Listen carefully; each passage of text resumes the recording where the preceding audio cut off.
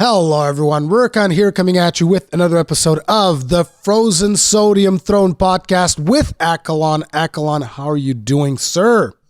I am very well. Thank you so much for asking. And I hope the viewers are doing, or listeners rather. I don't know, do we have more viewers or listeners? I think we have more viewers still because not a lot of people have, podcasts take a while to catch on outside of YouTube. But I mean, a lot of these viewers might just like put up the thing and then minimize the window and just listen to us talk anyway. So it's proper second monitor content. Exactly. That's what I do with podcasts anyways. Like they go on the second monitor and then I completely not listen to them, but I do listen to them. They're like background noise. This is, by the way, I told you I only went to bed like 6 a.m. This morning because I was playing V-Rising whilst listening to a Joe Rogan podcast. I think 2 Joe Rogan podcasts, actually. And I don't even know who was on the podcast. I have no idea. I got so sucked into V-Rising that it was just background noise at that point. So basically, we're already coming up with excuses, guys. So Accolonn went to bed really late, and I'm extremely sick.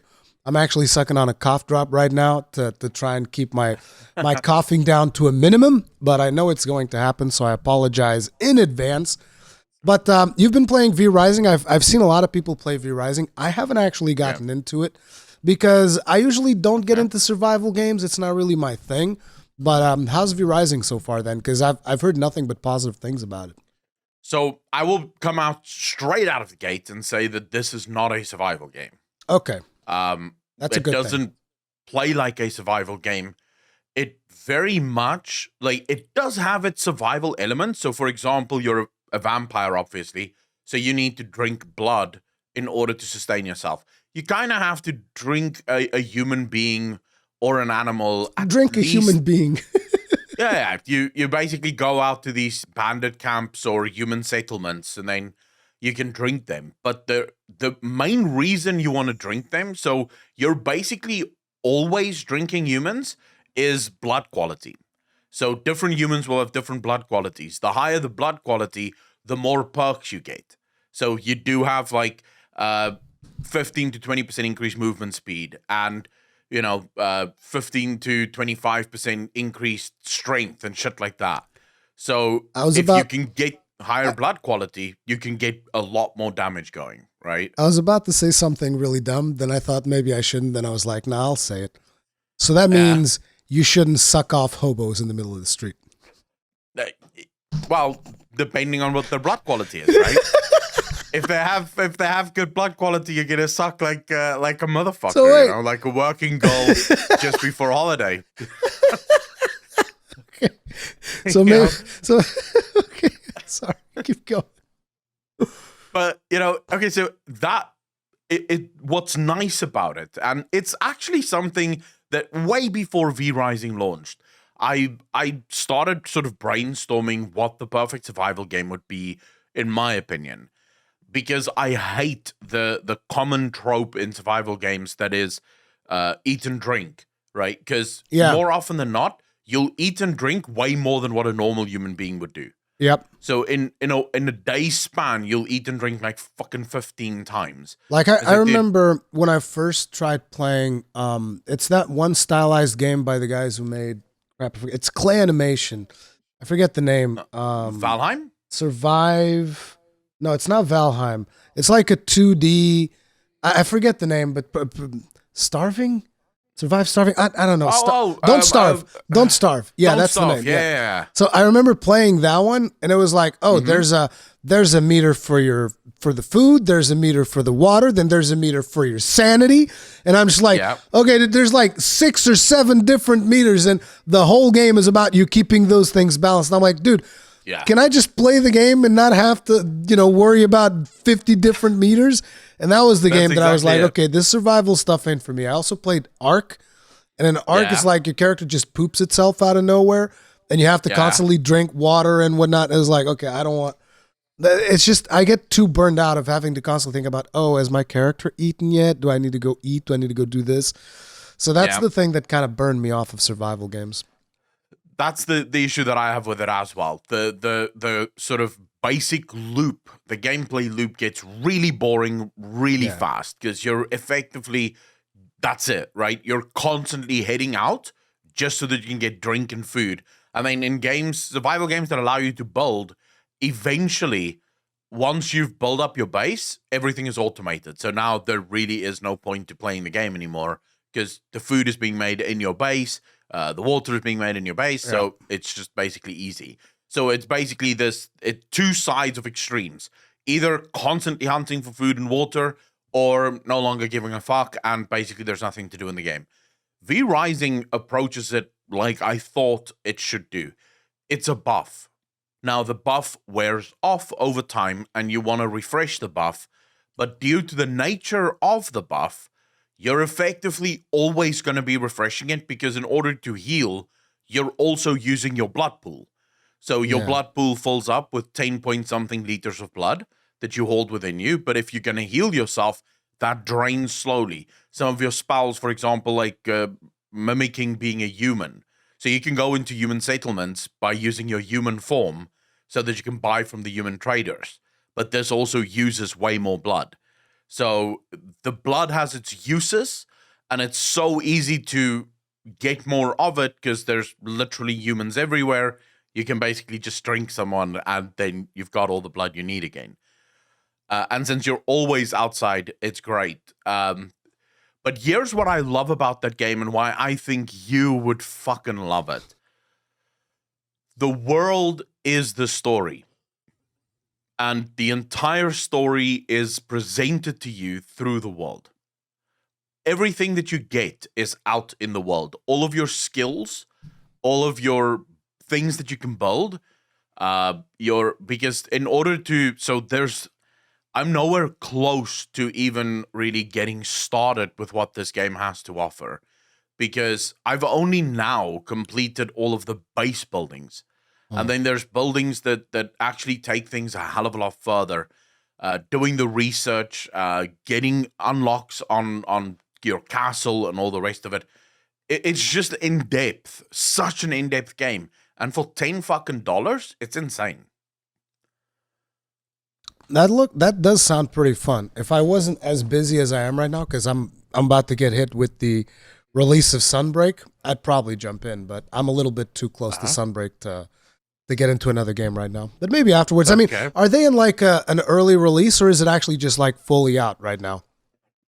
To be honest, I can't tell you, but based on the number of patches that they've done, I'm gonna say if it's not early access, they're basically treating it like early access. Okay. It is full indie title, but the graphics look amazing. The world looks amazing. It's very dark, very eerie. Oh, and there's another mechanic that really fucking gets you sort of going. You can't be out during the day, really. You can, because you can be in the sun for a couple of seconds before it starts doing crazy damage to you. But basically, if you're out during the day, you have to run from shadow to shadow. So you have to remain in the shadows, which means you have a long night and a short day. But during the day, you usually go out to farm, because you're standing under trees and chopping down trees and, getting stone and getting copper and shit like that. Or going into copper mines and grabbing some copper there where the sun doesn't fucking bother you. And then during the nighttime is when I go out to hunt for, like, proper things, That's where you go for the more dangerous shit. And then it's got this boss list, which is actually what the game is meant to be played around. It's this list of bosses that you can track, or they call it V-Blood characters. So they give you like special powers. They unlock all of your build, because the game is an ARPG merged with a survival-based building game. So it's meant to be played as an ARPG. You unlock these magical abilities and special abilities, and you can create your build from these. You have different trees like blood, unholy, illusion, chaos, all that kind of stuff, and you build your character the way that you want, and then you go after these like more and more difficult foes that unlock more and more abilities. So it's really cool, and I can see them eventually diving into a place where they're making dungeons, perhaps even raids for this game, because I think a lot of people would love to get into shit like that, you know? Is it like an RPG? Is it fully online, or can you play it like offline? And is it? I'm currently playing offline. Okay. Yeah, but like if say if you're playing offline, would I still be able to join the character that you're playing with right now? If I was to get into it? I think so, because I think I can actually change the server. Okay, so you can just like boot up a peer-to-peer server and people can join in. Okay, yeah. Yeah. You can have LAN-only servers or just, dude, LAN-only servers, man. Those were the old days, man. Oh, yeah. We don't do those anymore. Nowadays, you got to be constantly online. That's the way that it goes. Yep. Oh, yeah.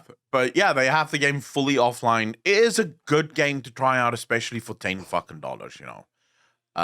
Or in my case, less than 10, way less than 10. Because you're in South Africa and games are cheaper there, I would assume, through the Steam region thing. Yeah. Oh yeah. I paid for the game 80 rand, I think. Oh no, 130 rand. 130 rand, and that works out to about $7 or some shit like that. So all games are cheaper in South Africa thanks to Steam's regional pricing. All right. But yeah, that makes me more curious to try out V-Rising, because I was concerned about the survival elements. I'm like, I don't want to play a game where I have to worry about my food and my water and whether or not my character's taking a piss, because that's just, it's like, look, I already have to do these things in real life. I don't want to necessarily have to spend time worrying about those in game. Luckily, there's no food except for the humans. They are your food. And water, I don't know if water damages you, but you certainly don't want to drink it. Like, it doesn't do anything for you. Okay. Everything that you have to do in the game, it's sort of the game mechanics pushes you towards it. So potions, for example, you get minor garlic resistant potions and minor silver resistance potions. And you're going to want to use those specifically because silver is used to buy from merchants. But when you carry silver, if you carry enough of it, you actually take a shit ton of damage. So you want to use a potion that increases your resistance to it so that you can obviously carry the silver, you know, and it won't damage you. For sun resistance and stuff like that. So it's game mechanics that you want to get past for specific things. So it's not like consistently you just have to have a list of bullshit on you. And they last long. They last like 20 minutes per potion. Which is in that game, massive loops. This actually makes me wonder, if there's an actual good ARPG out right now, why the hell are there so many people spending thousands of dollars in friggin' Diablo Immortal? Like, what are people doing right now with your lives that you have no self-respect that you actually play that piece of garbage? Jesus Christ. Did you watch Josh Hayes' video on Diablo Immortal? The most recent one where he talks about the Eternal Crests and the Eternal Legendary Crests, which was actually a mechanic. A mechanic that I didn't even realize when I was going through it and analyzing the monetization of that game. I think no one realized it. I mean, I'll be honest with you. I think the only reason he realized it is because his original video on it is at 1.2 million fucking views, right? But I don't think, because I think that's where someone may have messaged him and be like, oh, by the way, this is what you missed. Because he missed it in the original one as well. Yeah. The different legendary crests that you get in the game.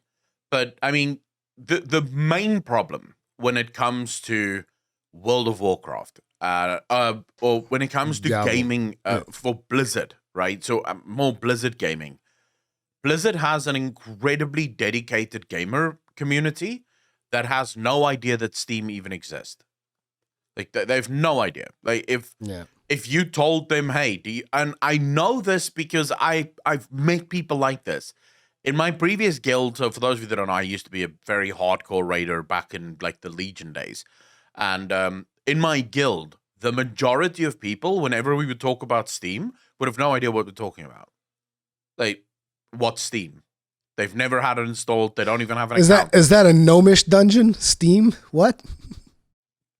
It's the weirdest thing, you know, meeting people who their only world, their gaming world is limited to whatever the fuck is on the Battle.net launcher. Yeah. If it's not on the Battle.net launcher, it doesn't exist. Yeah, they don't care. People wonder why Activision pushed to put all of their games on the Battle.net launcher. It's because the majority of WoW players have no idea that there is a world of gaming outside of that fucking launcher. That launcher is their gaming world. Yeah. So people, and also, I mean, Blizzard have a lot more money to throw behind Diablo Immortal than what V Rising. V Rising is an indie title, 100% indie.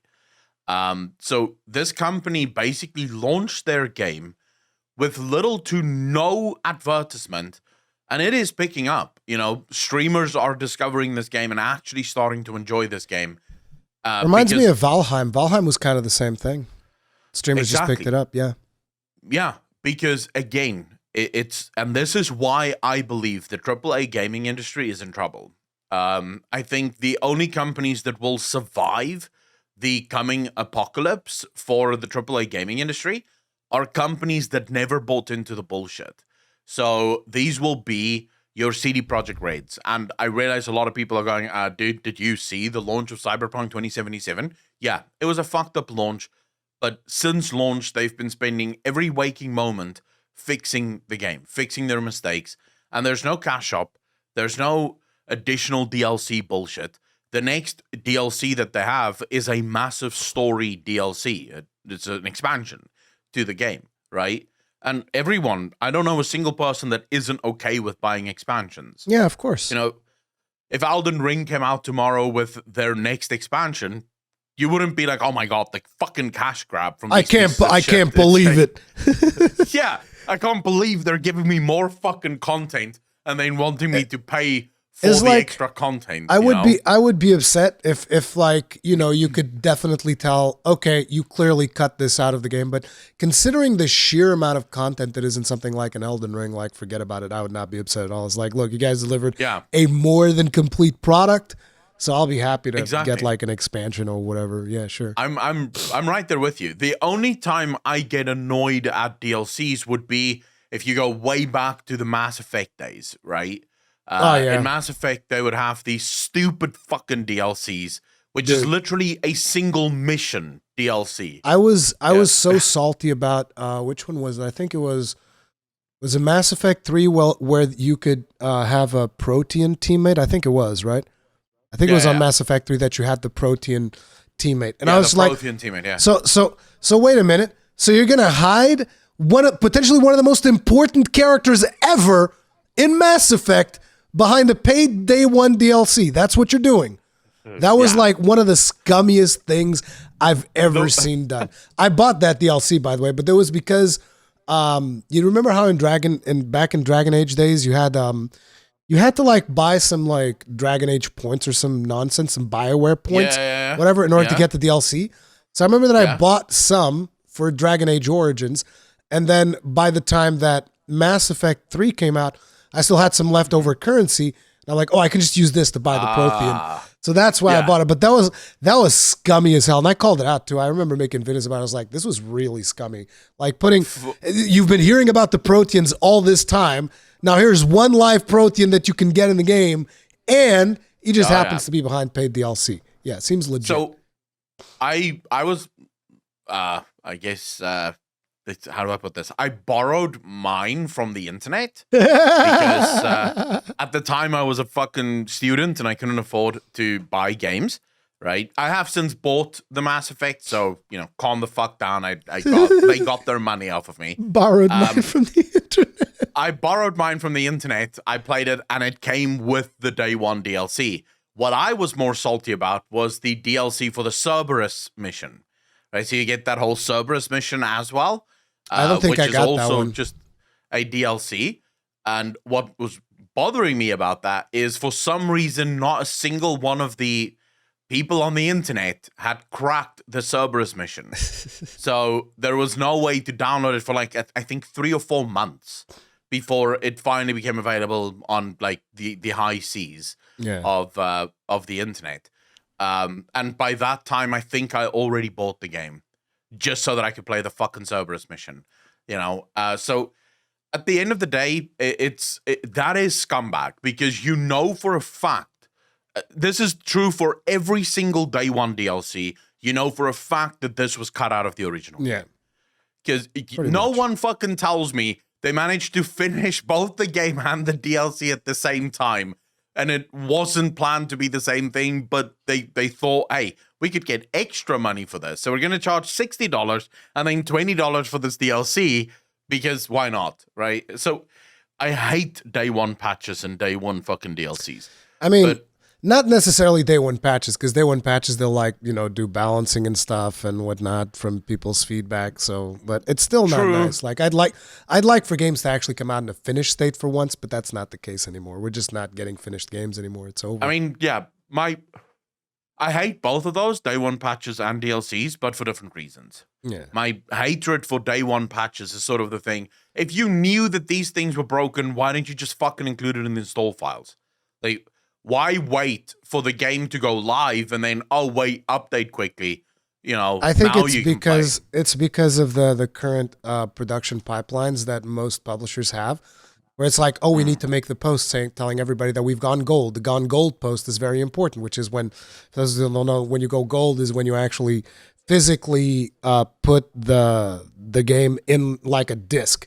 That's going gold. So they need to go gold as fast as possible, and then they have to fix the rest of the game later, which it's just stupid. It's marketing, it is annoying. and it at the end of the day, it's also really bad for game preservation. Like, to give you an idea, for instance, Monster Hunter Rise, fantastic game, but because of Corona, they had some serious development issues, and so what ended up happening is they released version 1.0 of the game, which is missing a ton of content.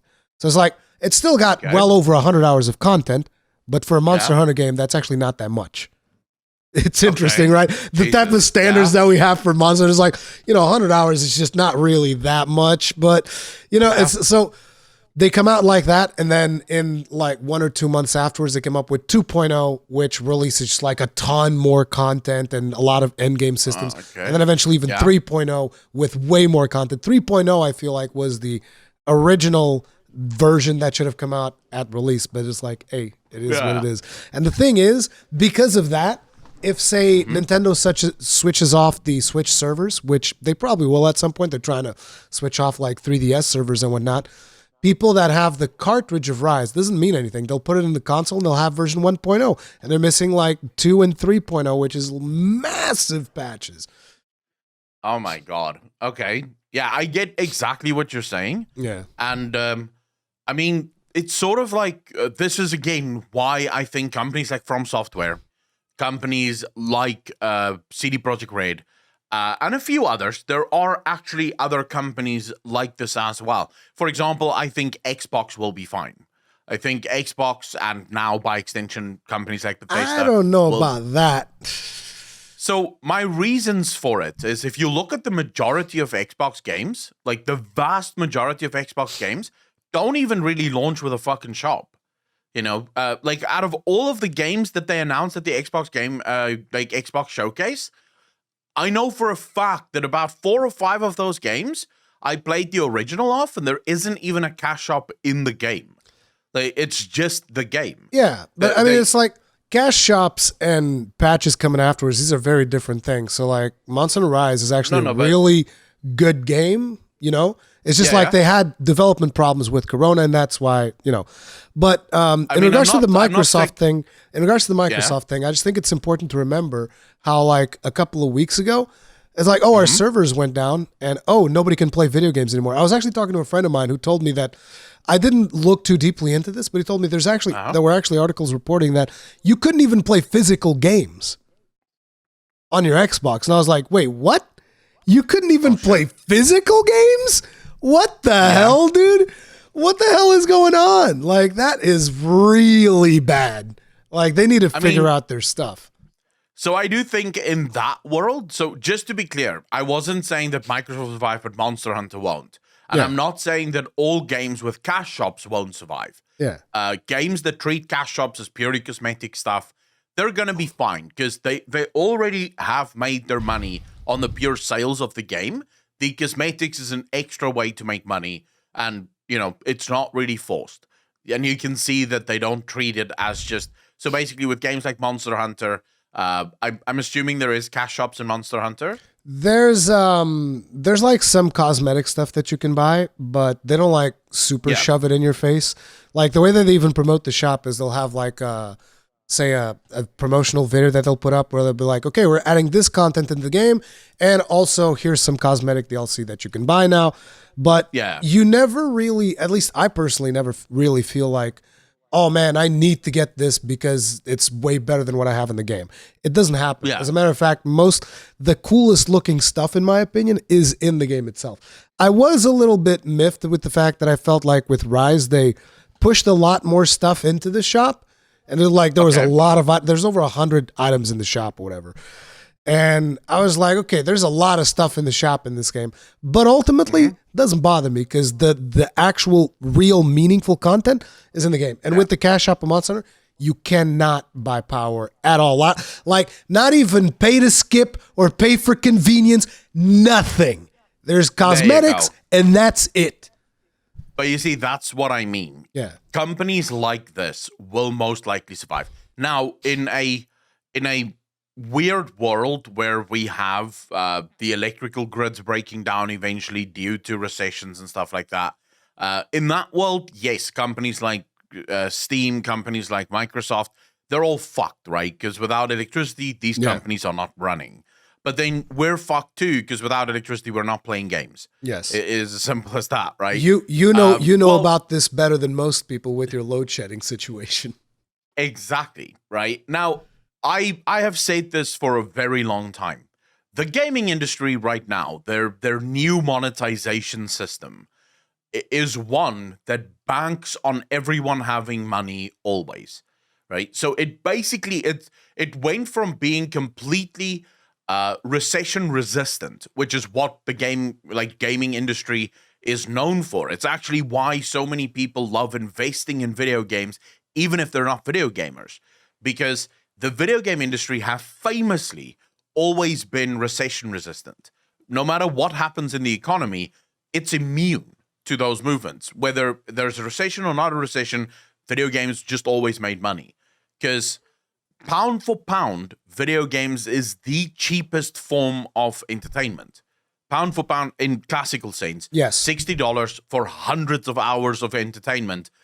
You can't watch a movie for that cheap, right? If you wanted the amount of hours of entertainment from a movie, it would cost you way more than $60, right? Yep. Like way more. So you can't really. Now Netflix have changed some of that, but to some extent, it is still true. Gaming is the best. However, the gaming industry is no longer what it used to be because you no longer get games for $60. You get games for free, but in order to actually play them, it's going to cost you almost $200,000, right? To actually play them. I believe Quinn is on over $10,000 spent and not a single 5 out of 5 legendary. I actually saw a clip from Quinn today. He's over $16,000 now. I don't understand why it sets such a bad precedent. Like I was actually thinking about this. I was looking at that clip and I was like, this guy has spent 16,000 New Zealand dollars. I think it's New Zealand dollars, which I don't know how much that equates to in US dollars, but I think it's actually fairly close. But regardless of that, it's like, look at the amount of money this guy has spent on this game. And understand that like all of the publishers that are working on these scummy microtransactions, they're watching this. Like they're going to start marketing games directly to streamers. Like games where you have to spend, where like the whole point of the game is for you to spend money because that is content now. Like literally streamers are enabling this in a way where it's like, this is content now. So we're going to do this for content. And companies are like, hey, you guys want to spend money for content? Tell you what, dude, we got so many games we can make for you to spend money on. You have no idea. You thought Diablo Immortal was bad? Give us a couple of months. We'll show you. So I actually think, because I heard via the grapevine that Quinn is also making a point. That's why he's spending all that money. He wants to show just how pay to win this game actually is. And I actually think that publishers are quite upset at people like Asmongold and people like Quinn. Because anyone that wanted to play Diablo Immortal is looking at Quinn spending over, because it's 16,000 New Zealand dollars. It's just over 10,000 US dollars, right? Okay. 10,000 US dollars for no 5 out of 5 legendary gems. So anyone that was on the fence looks at that and goes, fuck that, dude. Like, I could have been okay if he got all of these legendary gems within like $100 or $200 spent, but this is ridiculous. This is insane. Why would I play this? Because it just highlights the incredible nature of this game. Predatory nature, how pay to win this game is, right? And I don't think publishers like that, because my brothers both were put off playing Diablo Immortal purely because of that, right? Purely because of just how pay to win this game is. And the problem with pay to win games is what happens during a recession. Because we are looking, according to all of the economic markers, everything looks the same as it did just before the Great Depression in the 1920s.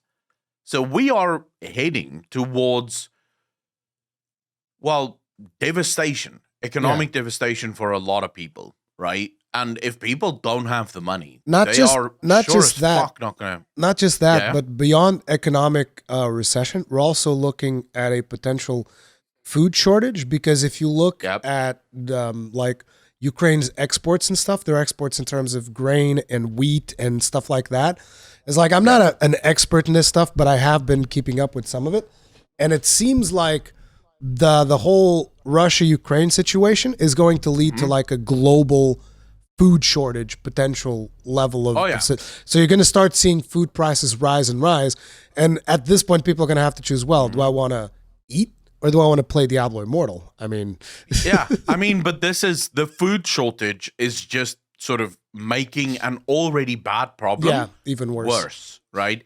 Because it is going to help the recession happen, because that is ultimately what recessions are. Your money is losing value faster than what you're gaining it. So with interest rates rising around the world, the US government is poised to, or the US Fed is poised to increase interest rates even more now, which means my currency have already started taking a fucking hammering against the dollar. And I just read this morning, because I sort of read the news as soon as I wake up every day. And I only had time for one article today because I overslept. And it was, luckily enough, it was the one that my phone gave me, which is the Euro US currency link is in free fall. The euro is losing value to the dollar at an insane rate, because now that we are in this place where US interest rates are just going up, most investors are starting to feel very scared of, their sort of portfolios. So they're moving their money out of the European Union, out of the pound, out of emerging markets like South Africa and Africa, back to the US dollar, because first and foremost, interest rates mean your money actually grows, because interest rates go both ways, right? Sure, it's harder to, like, debt becomes a bigger problem, but also money in a bank just actually grows more. So ultimately, more and more people are going to the dollar, moving away from all other currencies, which devalues all other currencies. Because now when the euro, when people in Europe want to buy something from China, they buy that at a reduced rate, right? Because the euro is losing value. So ultimately, the world is heading towards disaster, and the gaming industry is now poised to get fucked as a result of it. Because no one's going to have the money for Diablo Immortal. Here's why I don't agree with that. It's because a design as predatory as Diablo Immortal is clearly designed for whales. Like, that's the whole point. And whales are still going to have money, because these are people that have like steady jobs. They're making crap tons of money. And sure, their money is going to be worth a little bit less with the recession and all that. But they have so much disposable income that they're going to keep pouring it into the game.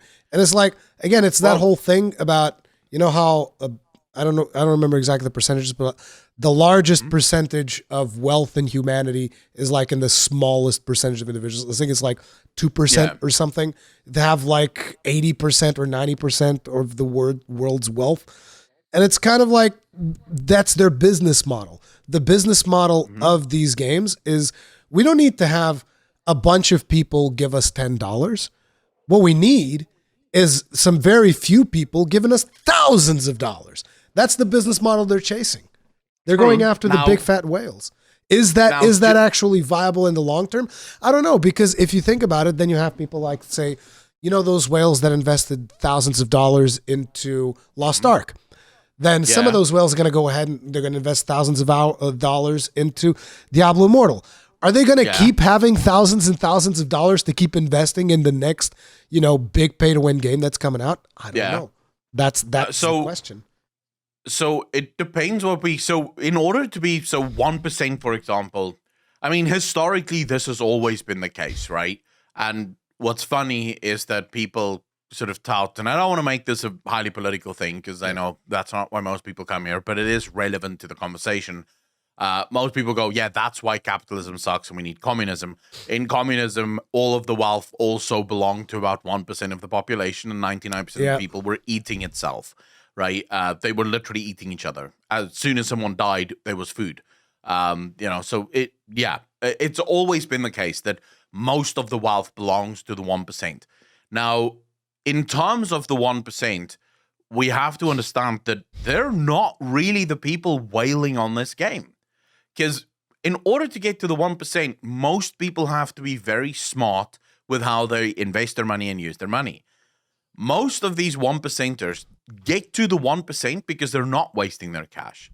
They're not wasting their money. Yeah. Their money goes into investments. Their money goes into assets that will grow their money even more. It's actually incredibly difficult to get into the 1%.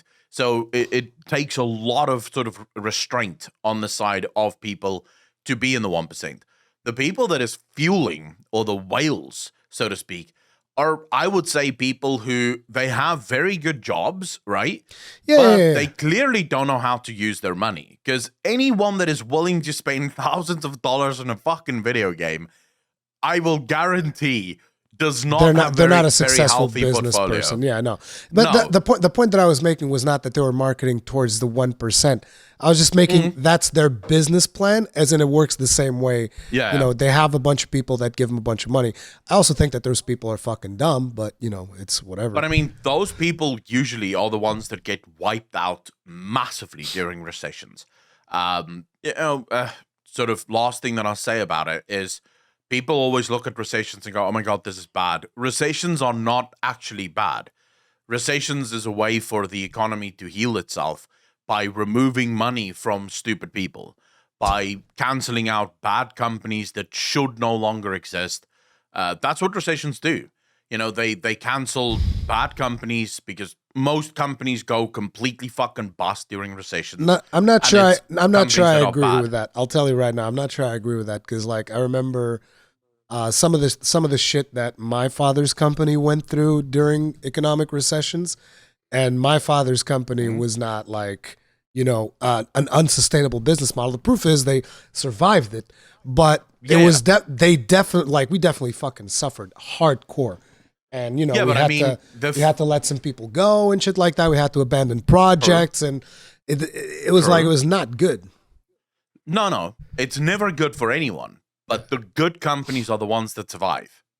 Yeah. The bad ones are the ones that go completely bust because their business models are unsustainable. Yeah. They waste money on bullshit that they should not be wasting on. Because companies like Apple, we talked about this last week, right? A company like Apple that's charging $1,000 a phone, they're not going to survive a massive recession where people don't have $1,000 for a fucking phone.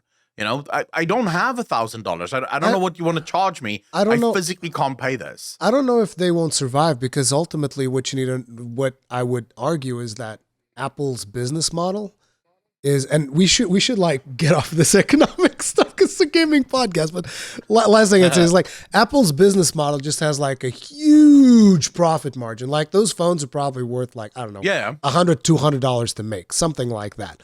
And they charge you $1,000 for it. It's there's a recession coming. Let's charge them $500 for it. They're still making 100% profit pretty much. So it's whatever. But I mean, just to be clear, during the Great Depression, we're talking about trillions upon trillions of dollars being wiped out in a matter of months. So a company like Apple, with all of their money, it's wiped. Like in a matter of seconds, it just disappears into thin air. And if your business model isn't sustainable, if you've spent money on bullshit and you've lost track of what actual value is, you're going to have a very tough time. Not necessarily you're not going to survive, right? But you are going to come out the other side looking very different than what you looked going into this. And that's sort of where I think the gaming industry is right now.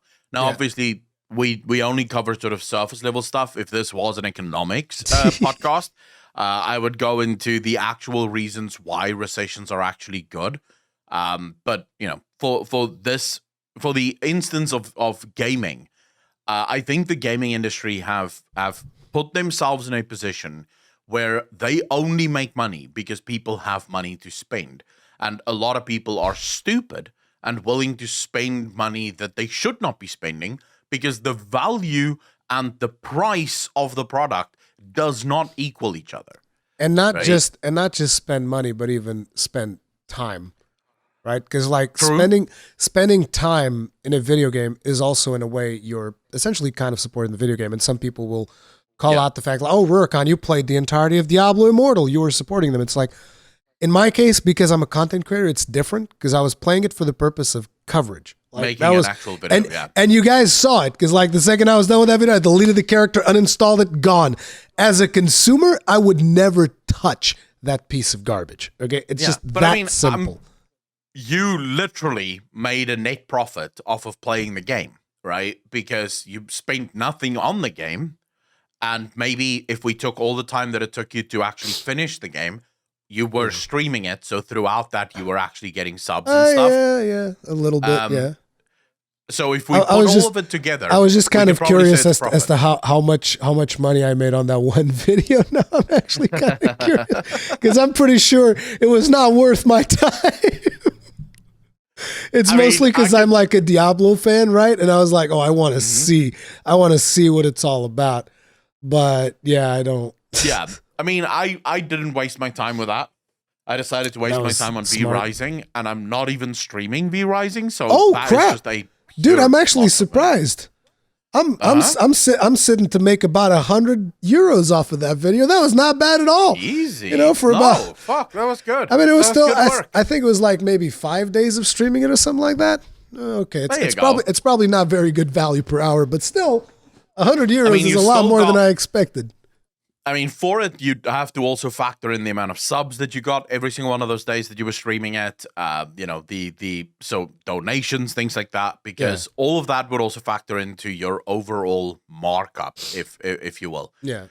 But for streamers, obviously the rules are different because we could say you playing Diablo Immortal is R&D, right? Research. Yes. That's what it was. And research almost always means a loss of money. And then you try to recoup that money by making the product, right? Dude, which is videos. I'm going to lose so much money when Dragonflight comes out. I'm probably going to stand to lose some money for Dragonflight as well. Yeah. I mean, but this is actually a healthy segue that you just provided us there. Hey. Let's talk about the Xbox the Xbox and Bethesda game show. And also then as it pertains to World of Warcraft, Blizzard, and the rest of it. Did you watch the Summer Games Fest as well? Because that one came before it. I didn't watch the Future Game Show because last time I watched that, I was like, okay, it was I usually stream these, so I remember streaming the Future Games Show, and I remember it was like one of the most boring things ever. And everybody in chat was like, oh, and I was like sleeping as well. So I was just like, okay, this is not good. So I didn't do it this year. I don't know what they announced in Future Game Show. I watched the Summer Game Fest, but only highlights. I didn't watch the full thing. I watched the full thing with Jeff Keighley, and I watched the Xbox presentation as well. Those were the two ones that I was like, I'm going to stream these two. And let me tell you why I didn't think that either of those were particularly good. And that is because, number one, they extended themselves quite a lot. Number two, it felt like they didn't really have that much to show. Like, you can tell that the games industry is going through a rough spell because sure, there are games out there, but it's not like games that oh man, I can't wait to jump into this. Like there's maybe a couple of those, but they're very few and far between. Whereas if you compare it to like yesterday's Capcom Showcase, which I don't know if you saw or not, but yesterday's Capcom Showcase was amazing. You want to know why? It was 35 minutes long. And they came in, they delivered the goods like they're like, okay, Monster Hunter fans, here's what you get. And they just delivered win upon win upon win for Sunbreak. Like there were people that didn't like, they weren't particularly happy about Rise, which is the game that came before Sunbreak. And they were just like, oh, dude, I wasn't happy about Rise, but goddamn, Sunbreak's looking lit as hell. So they did that. Immediately afterwards, they did a little bit of publicity about like Street Fighter and whatnot, but like super short segment, like, right, the crossover in between. And then they showcased a new game they're coming out with, which is Exoprimal, which is kind of a mix between Warframe and Anthem, and it's a weird thing. I'm not sure how that's going to do. And then after that, they showed Resident Evil, and then after that, they're like, okay, we're done, bye. So they just came in, delivered win after win after win, and left. Whereas a lot of these other presentations that I've watched this year has been like, okay, here's this game, no, here's this game, no, here's this game, no, here's this game. And it's not a whole lot of bangers, and they last for like, I don't know how, I think it's at least 90 minutes, each of these presentations. And you just like, you start getting battered over time about like, oh man, okay, what are they going to do now? Ooh. So that's kind of the vibe that I got from this year's E3 kind of presentations. So where I would probably disagree with you is when it comes to the Xbox One, because the Xbox One didn't feel padded at all. It was gameplay trailer after gameplay trailer, and in many cases, actual gameplay that was highlighted. Yeah, the Xbox One was way better than Summer Games Fest, that's for sure. Summer Games Fest was definitely padded. And, when they announced the remake of a remastered game, I was like, all right. To be fair, I've not been a fan of the Summer Game Show and the Game Awards specifically. I liked it last year. I liked it, and I like the Game Awards because there's memes in the Game Awards. There's always going to be some. He even brings out the Joseph Farah guys on purpose to see if he comes up with an unmemeable moment. But yeah, my issue with those is they're very corporate, right? So whenever I watch Jeff Keighley shows, it's so many ads. There's almost more ad breaks than there are actual fucking games being shown, which is one of the reasons I really enjoyed the OTK Game Fest or Games Expo, and then also the Microsoft one, right? The OTK one was very special for me because it highlighted independent developers. There were a lot of indie devs there. We don't really have a lot of gaming shows that actually highlight independent developers. There's Devolver Digital. They usually do a pretty good job with whatever they're showcasing, yeah. I haven't seen this year's Devolver Digital, though. But I need to watch it still. I'm the same there. But the reason I always need to watch Devolver Digital isn't even because of the games that they announce. It's just they always have the It's because of Nina, dude. Nina just goes in there and fucking slays. Dude, it's always the fucking funniest bullshit ever. So Devolver Digital, definitely worth watching. Yeah. But I mean, there were a number of games that I looked at for the Xbox Game Show, which really stood out to me. Now, I'm not going to go through all of the non-Blizzard ones. We'll probably cover Starfield in a minute. Yeah. But just from... Okay, so first and foremost, they go out and they announce that all Riot games are coming to the Xbox Game Pass. Yeah. All Riot games. It's important. This includes League of Legends and all of its champions. It's important to clarify that all Riot games coming to Game Pass does not mean they're coming to Xbox.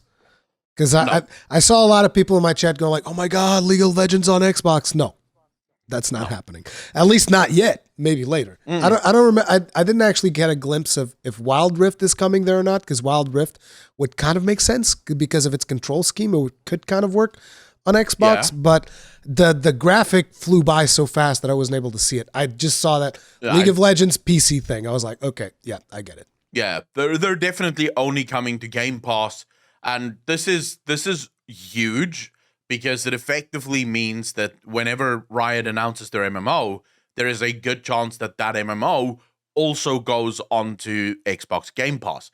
Yes. Now, that was huge in and of itself. Then, of course, we came to Blizzard's announcements, and I want to focus specifically on Blizzard's announcements. The first one is that Overwatch 2 is coming to Game Pass, right? And Overwatch 2 is going to be free to play, which we already kind of knew. Yeah. Except the story stuff. Now, it's very confusing at this point, understanding what the fuck Overwatch 2 is all about. Dude, if you think about that project from the beginning, because like that project initially was Project Titan, which was Blizzard's next big MMO. It went from that and it morphed into a team shooter. Okay, I can't think of two more opposite genres going from an MMORPG into a goddamn team-based hero shooter. It's the weirdest thing. So it's not surprising that that game is constantly in friggin' development hell.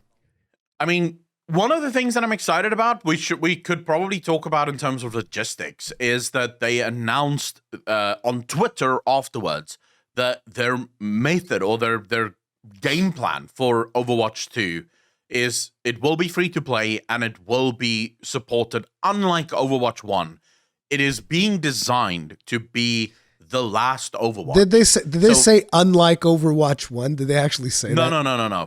I'm saying unlike Overwatch 1. Because that'd be hilarious if they had said that. No, but they basically did announce that it is now, this is the future of Overwatch. So they're basically treating Overwatch now like League of Legends, right? Which it is the game from year, constantly new champions, new maps, new game modes, all that shit. This is our new game. This is the new idea around the game. It's free to play on the Game Pass.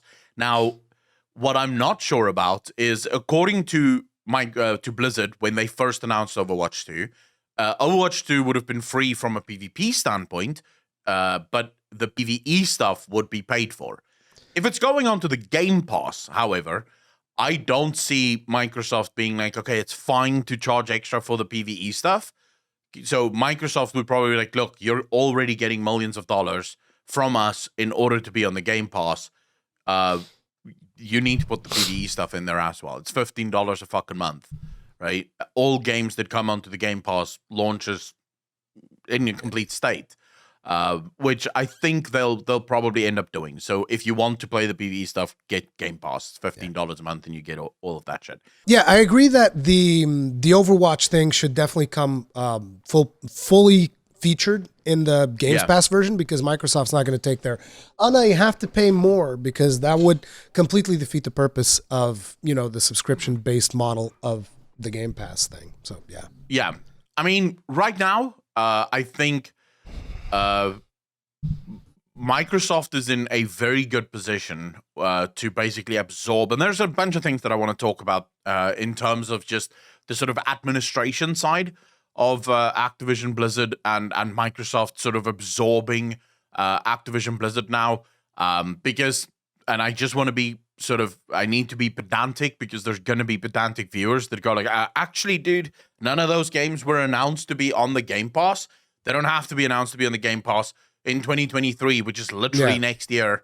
Microsoft is buying Activision Blizzard, so those games will all be coming to the Game Pass, because every Microsoft game is on the fucking Game Pass, right?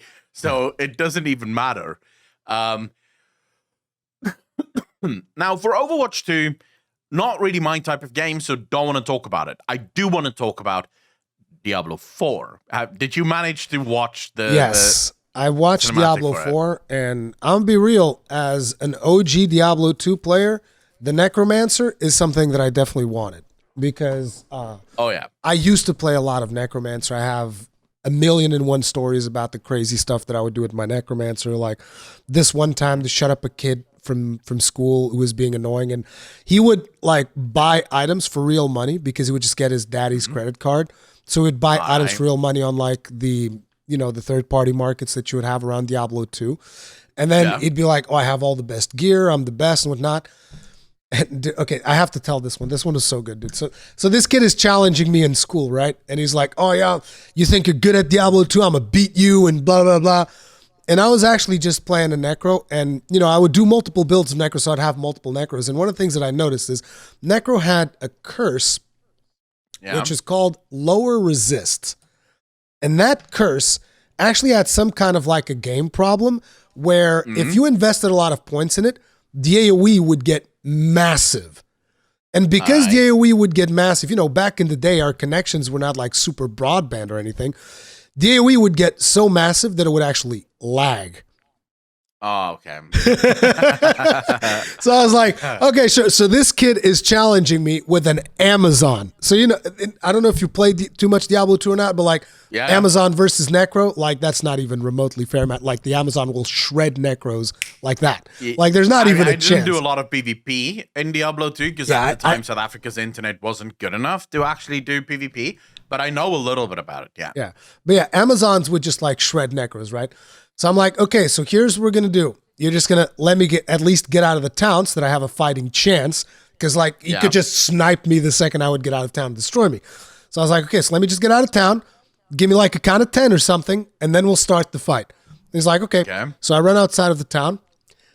And we're like, okay, let's start. The moment he says, let's start, I start spamming the curse. Spamming. There's a bunch of my friends in that game because they're watching the fight, right? And I'm just like spamming.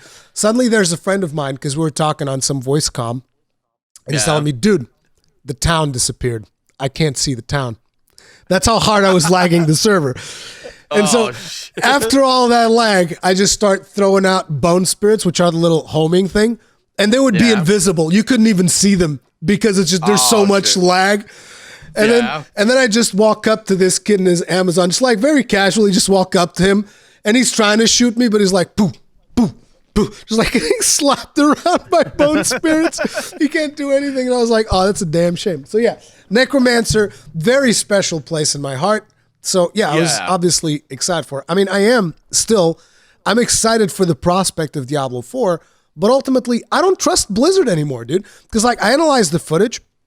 And if you look at the footage of what they've shown, it's actually amazing because what are they doing? They're reducing like the spectacle that you usually have on Diablo, which if you go to Diablo 3, and, you do an ability, it's a bukkake of special effects and sunshines and rainbows and stuff starts falling out of everywhere. It's gore. There's gore in it, but it's a fun gore.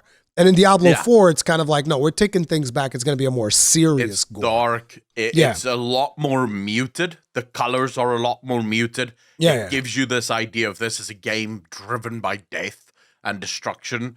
It looks fantastic. The gameplay looks awesome. Those world bosses. And here's the thing. Did you only watch the footage from the stream?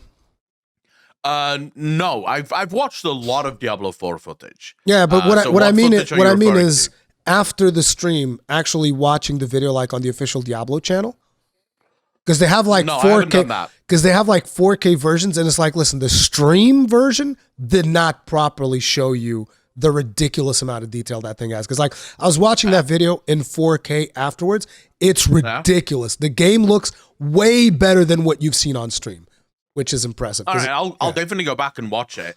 Now with Diablo 4, I'm with you. Right? The problem with Diablo 4 is, thanks to what Diablo Immortal did, myself and you and others are obviously on this thing of, well, if you did this with Diablo Immortal, what is stopping you from doing it with Diablo 4? Yeah. Now, for that, I do actually have Rod Ferguson, who is the, I believe, lead developer. He's like, he's kind of like the Diablo guy. At this point, he's like the big man behind Diablo at the moment in Blizzard. He's the GM, the general manager of the Diablo franchise at Blizzard. And he wrote the following on Twitter. He said, to be clear, D4 is a full-price game built for PC, PS, Xbox audiences. We are committed to delivering an incredible breadth of content after launch for years to come, anchored around optional cosmetic items and full story-driven expansions. More details soon, Necroblog tomorrow. You want to know? You want to know what he didn't say in that tweet? Yeah, which was a super easy win. He didn't say no pay to win. That's it. Clear, but he did not commit to no pay to win, and to me, that's already telling. Like, because that's the level that we're at with Blizzard, right? Unless you and even if you specifically say something, because you have Wyatt Chang blatantly lying about, you can't buy gear. It's like, come on, dude. What the hell you call legendary gems? Oh, it's a gem. It's not gear. Shut the fuck. Come on, dude. Get real. Like, what the fuck are you talking about? I have my skepticism, and I can see Blizzard absolutely doing it because the game already has everything in place to be pay to win. It has PvP, which is what you need in order to make a game pay to win. So it's got raids and dungeons, which again will allow for the community to put pressure on people to actually spend some money and cash in the cash shop. So it's got all of these things already built into it, but from what I could see, if you look at those talent trees, those paragon trees, they look fucking insane. The talent trees look insane. The gameplay looks amazing. So I'm really excited for Diablo 4. But at the same time, I'm with everyone there when I sort of go, but what about Diablo Immortal? Now, according to Rod, it is...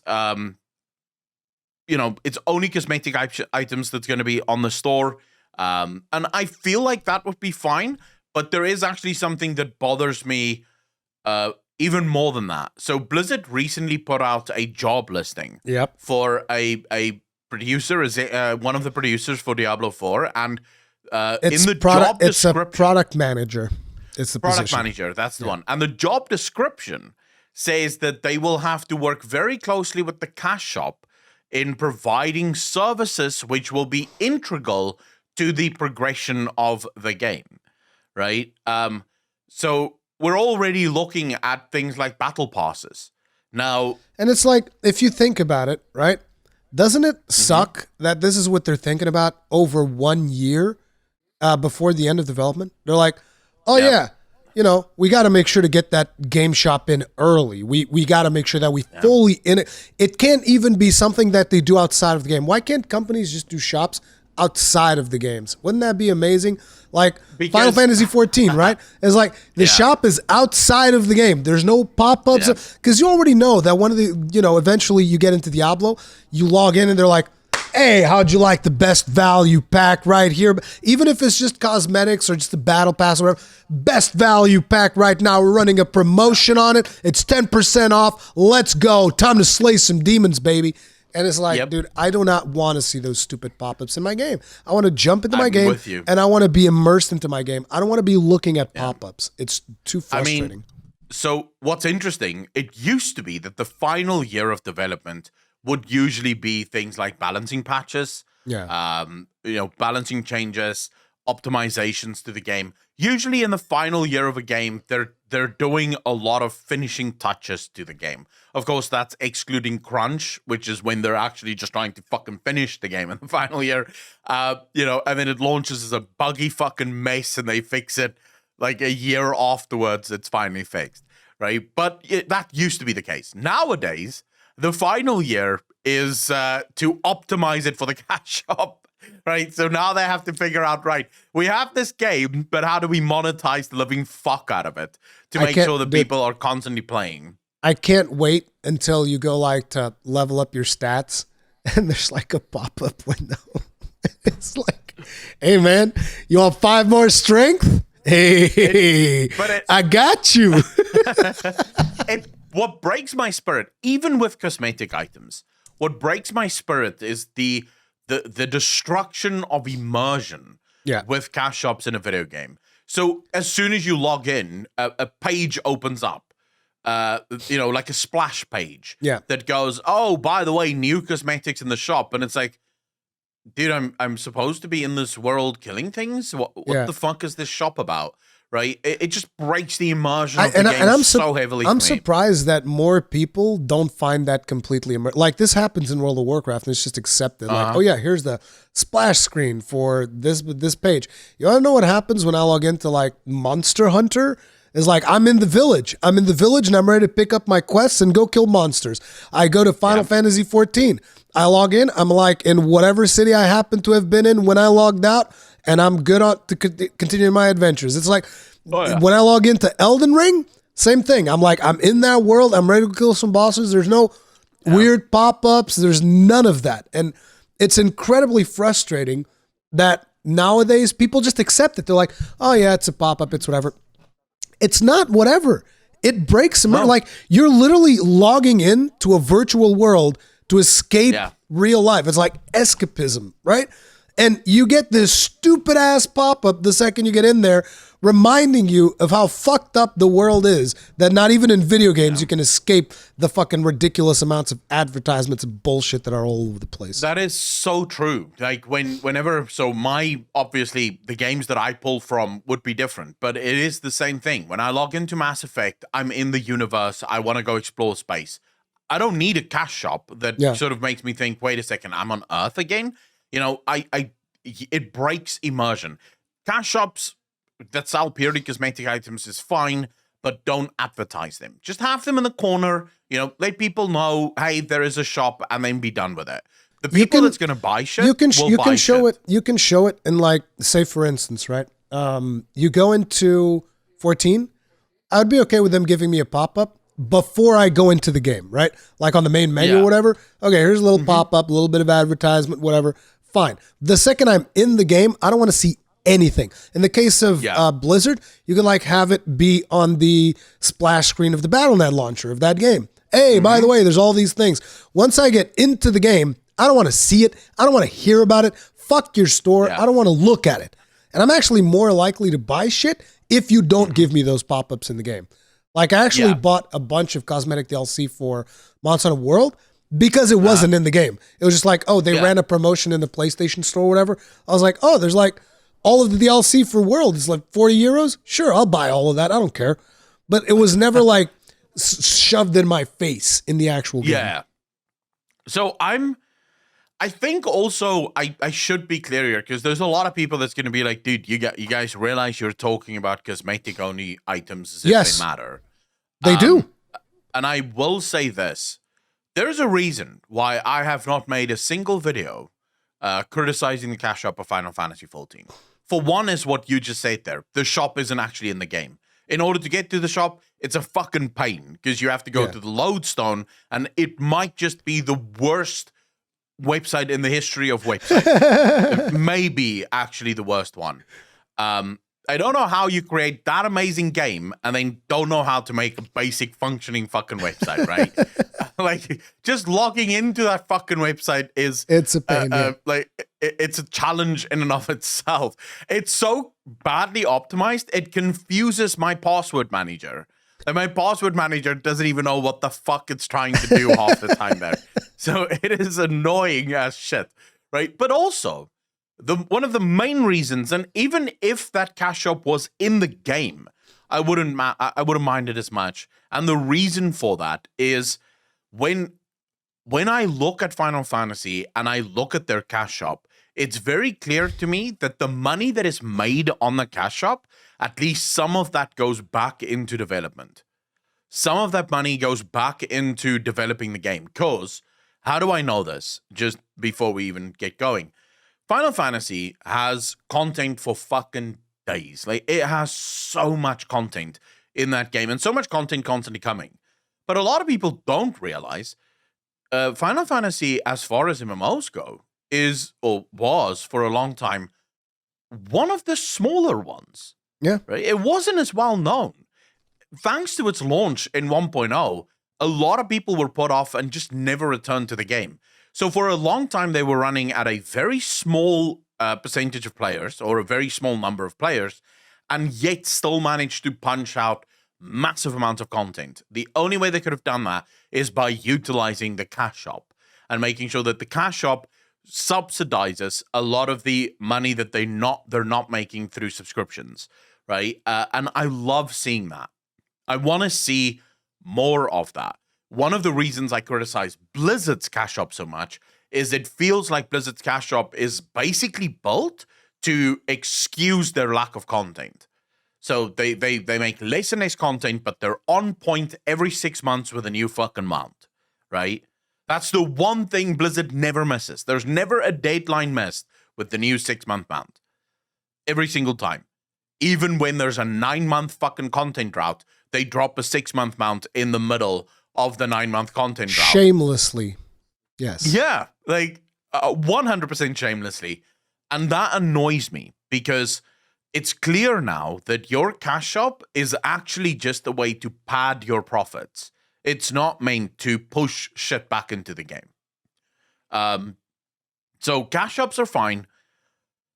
for the most part, if they're cosmetic only, if they're not intrusive, and if I can actually see that the money from the cash shop is actually spent in the game. And there's another point to cash shops that I feel is important, and that is the amount of budget that is put into the cash shop versus the amount of budget that is put into the actual game. It's like if you have cosmetics in the store that look a million times better than cosmetics that you can get in game, I think that is a problem. That is definitely a problem. And I don't think that is the case for 14, even though I haven't really checked out too many of the cosmetics in the store. The few that I've seen, it's mostly like, suits from that iconic characters use and stuff like that. And I'm like, I don't want to role play as the characters that already exist in the game. It's not really something that I want to do, so it's whatever. But, it's the same thing for Monster Hunter where I'm like, the coolest armor is already in the game. I don't care about this stuff. So it's whatever. I would say there are a lot of really cool items in the cash store for Final Fantasy XIV, and to be fair, it is the mounts. Cash shop. The mounts are awesome, for sure. And there's a shit ton of mounts. I was not a fan of like the Cruise Chaser mount ending up in the store because that's like a raid boss of Alexander, and I was like, I know how I feel about that one. I did buy it though because of like them giving away 20-something days for free on the release of the expansion. I was like, okay. You guys did right by your player base. I'll buy this stupid mount because I like it anyways. So, yeah. Like I said, whenever I see that a cash shop exists and it is cosmetic only, and the company is doing the right thing, so the company is making a good game, value for your money, and they don't treat the cash shop as just a loot pinata where they basically make all the money. I'm okay with people. I haven't spent a cent on the cash shop. The only cosmetic I have from the cash shop was bought by a viewer. Like a viewer wanted to see me wear Emmerich's armor, and so they bought the Emmerich's armor from the cash shop. And so I basically Emmerich's leveled armor all looks the way. badass. It does. Not on a black mage necessarily, but I have the armor if needs be. Right, so I would not spend money. Even in World of Warcraft, the only 2 mounts I have from the cash shop in World of Warcraft were bought for me by my ex-girlfriend for my birthday. Right, she bought like 2 cash shop mounts. I don't spend money on cash shops because why the fuck would I? But I don't mind them if they're cosmetic only. When it comes to Diablo 4, though, the question is to what extent is it cosmetic only? Is it going to be all of the greatest, like you said, all of the greatest items is on the cash shop? Yeah. Right? And you basically look like a fucking, you look like that, there's a meme where Steve Carell from The Office is sort of standing there looking stupid, shaking someone's hand, right? Are you going to be that guy when you have in-game items and then the king if you have some cash shop items? The in-game items give you a mullet. Like you look like a moron with the in-game items. But to look like a king, absolutely go spend some money. Yeah. The thing that I wanted to talk about more specifically when it came to the Xbox Bethesda game show and Blizzard's involvement in that now, what do you think the merger between Xbox and Blizzard, what effect do you think that's going to have on the administration side of Blizzard? So we're talking Battle.net, we're talking the Xbox game store. What effect do you think that's going to have? I mean, it's like when you think about the actual executives and stuff, the first thing that always comes to mind is like, well, it can't get any worse. I mean, I think it's hard to get any worse than it already is, right? So anything that happens, hopefully, will be an improvement. As to whether that is going to be the case or not, we don't know. Now, naturally, Phil Spencer's been I feel like he's been a positive force in gaming overall, despite the fact that Xbox kind of screwed the pooch a couple of weeks ago, like we talked about with the game suddenly stopped working because the servers went down. Hopefully, they'll do something about that. But it's like, I honestly... It's hard for me to like gauge it because I almost feel like Microsoft should have said something about the monetization of Diablo Immortal. Because that's what you would want to hear, right? You would want to hear the people that are buying it going like, hey, by the way, this isn't okay. When we buy them, we'll fix this. Don't worry about it. But they're very happy. Like, you made what? $20 million? Yeah, let's say nothing. say nothing, hear nothing, see nothing. So it's like, I'm hoping for the best. I'm hoping that we see some improvements there, maybe using Microsoft's resources. We'll see how that works out. But Microsoft themselves are still kind of like proving whether or not they can reform these companies with Bethesda, because you have the situation with Bethesda, which is also not a particularly good developer in recent times. Like, look at Fallout 76. Look at the state of their usual games when they come out. It's an unfinished, buggy mess. So it's like, when Starfield actually comes out, that's going to much more inform how Microsoft can impact the development with some of these companies, right? Like, if Starfield comes out and it's a buggy mess, then basically what turns out, okay, guess what? Microsoft didn't do anything. If Starfield comes out and you're like, this doesn't even feel like a Bethesda game, what the hell? Then you're like, okay, Microsoft's influence is a positive one. So we have to see how Microsoft's influence feels on anything before we can actually, make a decision. Because I think there might have been like one game that came out I was thinking about Halo Infinite, because Halo Infinite came out and a lot of people are not happy about how they've handled the multiplayer portion of it, at least, and the fact that it came out and it doesn't have co-op and it's got all these problems. Forge wasn't out when it came out. So it's like Microsoft is not necessarily on, tip-top shape when it comes to reforming development companies. So I'm still very hesitant with that. But it's like, again, I don't think it can get any worse than what it is right now. So whatever change happens is probably going to be a positive, but I can't extrapolate because there's no data for us to extrapolate from in terms of Microsoft acquired companies putting out video games. Like, for instance, Hellblade 2 is not out yet either. So it's not like we say, oh, look at the effect Microsoft's had on Hellblade 2. We don't know. Like, we didn't even get a Hellblade trailer. Yeah, nothing. We did get a Plague's Tale Requiem, which is like, I love the original. Did you ever play a Plague's Tale Innocence? I didn't play, but I've always heard amazing things about the game. Yeah, I've heard the stories. I would say treat yourself. It's like 12 hours. We played the whole thing on stream in 2 days. It's literally a 12-hour game. It's just one story. You finish the story and you're done. Had this Plague's Tale been announced, or was it just announced now? In the Xbox? A Plague's Tale Requiem. It's been announced a while ago already. That we knew that they were working on the next one. This is the first time we're actually getting to see gameplay footage, and apparently it is out for this year, so it will launch in 2022. So it might be worth picking up a Plague's Tale Innocence, finishing that before Requiem comes out.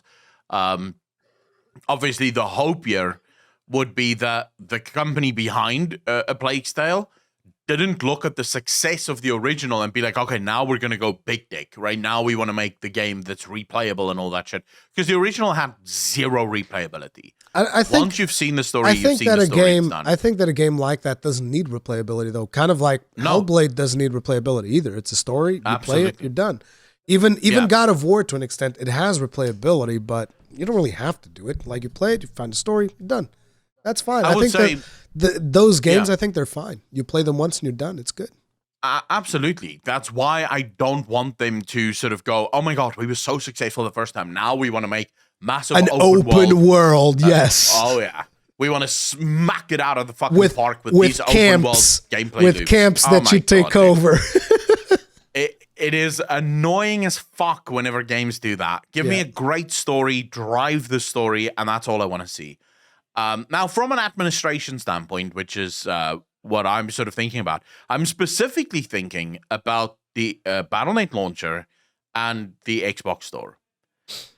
And I'm not sure how this would work, but the worst part of the Microsoft Game Pass is the store. Yeah, the Windows Store is terrible. It is horrible. You think they would take over the Battle.net launcher? I'm wondering if they that would be a much better front end for a Game Pass for sure. Because like for all our complaints, Battle.net launcher at least works pretty flawlessly. It works fucking amazingly well because it has its own team. There is a Battle.net team that works on Battle.net. They work on all the integrations. If you could have the Battle.net launcher, obviously they're probably going to change the name to Microsoft Launcher or Xbox Launcher, but if you could have that with literally all of the Xbox games on it, all of the Xbox Game Pass games on it. I feel like that is a massive win for Microsoft. Now, a lot of Blizzard Andes are going to lose themselves. That's what I was about to bring that up. It's like, how do you think that the WoW Andes are going to take it when they start seeing friggin' Microsoft games? God. They're going to lose their shit. They're like, this is the Blizzard launcher. What do you mean? What are these Microsoft games doing here? I want my Blizzard games. They lost their shit over Activision putting fucking Modern Warfare on it, right? Call of Duty on there. And that was one game. And people were like, oh my God, this is not how it's supposed to be. This is only for Blizzard. But people got used to it. They swallowed it because what else are you going to do? So I can absolutely see Microsoft being like, you guys have nailed. So why did Microsoft not do this with Bethesda? Because the Bethesda launcher was shit. That was not good. Shit. It was bad. I don't think it's even used anymore, right? Didn't they like cancel it or something? They discontinued it because no one wanted to fucking use it. It's so bad. Nobody wants to use our launcher, man. Oh no. Dude, it was a horrible launcher. Like, it was absolute dog shit launcher. That's why most people buy Bethesda games through Steam, because at least you don't have to deal with a fucking launcher, right? But with Microsoft, or with Blizzard, their launcher actually fucking works, you know? And it already has the built-in front end and back end, which could support something like the Xbox Game Pass. So I can absolutely see Blizzard or Microsoft being like, yeah, we want that. And that's going to be our new thing. As for everything else, I don't see how it impacts World of Warcraft in any way, shape, or form. Yeah.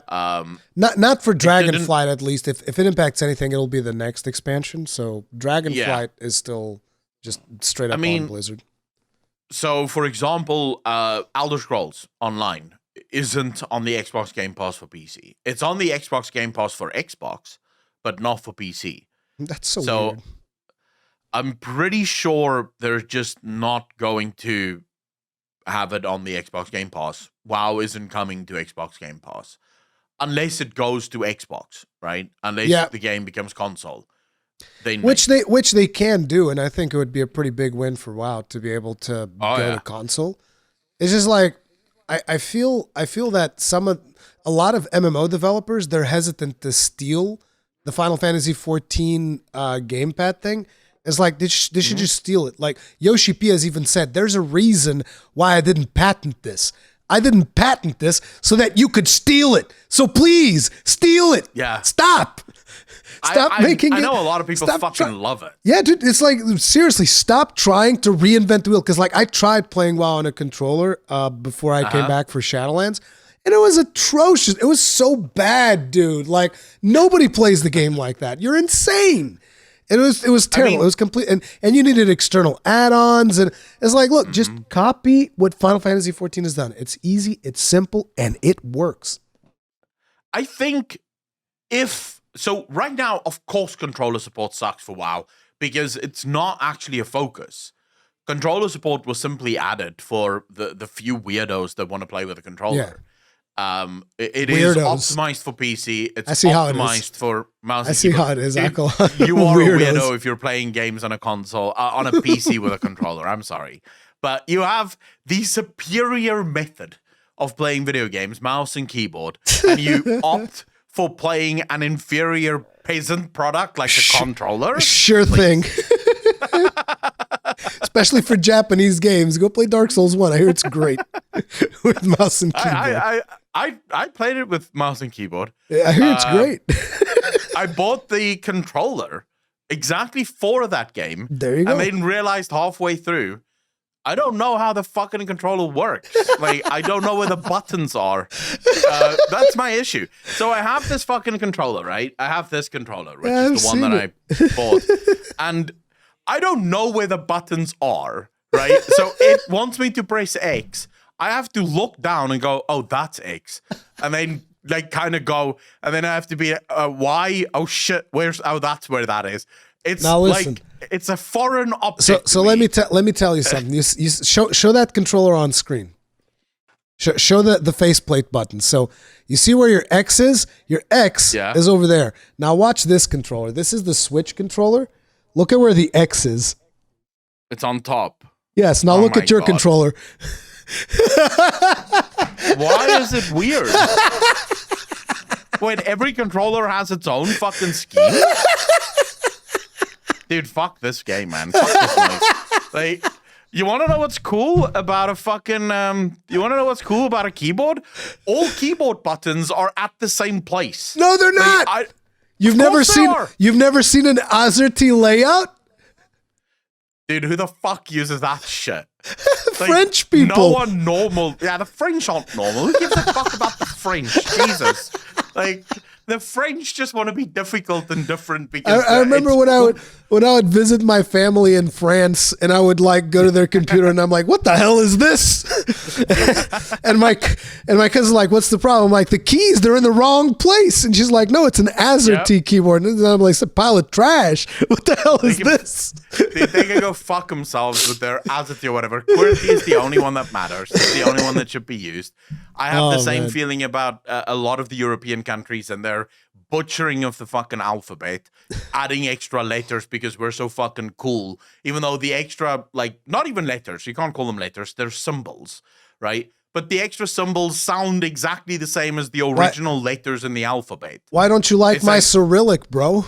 What's wrong with my Cyrillic? It's Cyrillic is the worst. But I mean, I'm talking sort of German, right? So I'm German myself, right? At least lineage-wise, not language-wise. But I am German myself. But the Germans have like a different sign that looks kind of like a B that married a P, but it's an S sound. It's like, just use the fucking S. It's right there in the alphabet. And if you want to do sh, you could do SH. You don't need a stupid little fucking letter. Like, extra letters are just to be cool and to confuse everyone else. In Portugal, we have special symbols like the till sign on top of the A and stuff like that. We have those. Yeah. It's unnecessary. You don't need it. Just use the normal alphabet, and if there's a weird sound, make it up with the 26 letters that's already there. Make up the weird sound. Imagine someone goes, I think this should sound like a P and a K and an L. It's a pakul sound, so there you go. PKL, done. There you go. I can read that. I understand that. But if you put a weird symbol there, I have no fucking clue what that symbol is supposed to mean. To be fair, though, I say this as complete ignorance is bliss for an Afrikaans-speaking guy. Because the Afrikaans language is literally Dutch, but made simpler. Like, they removed all of the weird shit and just said, right, this is the basics and this is what we do. That sounds like Brazilian. It's like Portuguese without all of the hard things. Well, it was called for a long time, it was called Kitchen Dutch because it was sort of spoken at home alone. So whenever people were out in public, they would speak Dutch. But when they were home, they would speak Kitchen Dutch because they would just basically make the words easier to say and pronounce and shit like that. And eventually that became the language, and then it became called Afrikaans. But so that aside, right?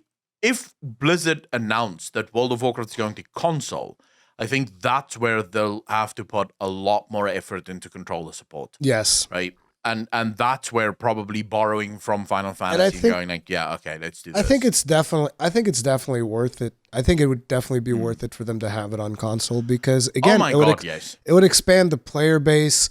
It would show the game to more people. And, it's like ultimately I would see that as a win because then you have more people playing the game, which is ultimately what you would want if you'd want the game to be successful, which, Oh, yeah. At the end of the day, we're still chuck full of hopium for all the criticism that we do. Are still over here going like, oh yeah, Blizzard, please make Dragonfly good, please Blizzard, oh god, dude, I'm gonna be honest. I am proud to say that I am just fucking shoving down copium, and the reason I'm proud of that is I remember the Blizzard of yesteryear. I remember a Blizzard that was the shining city on the hill, the one that every company wanted to be.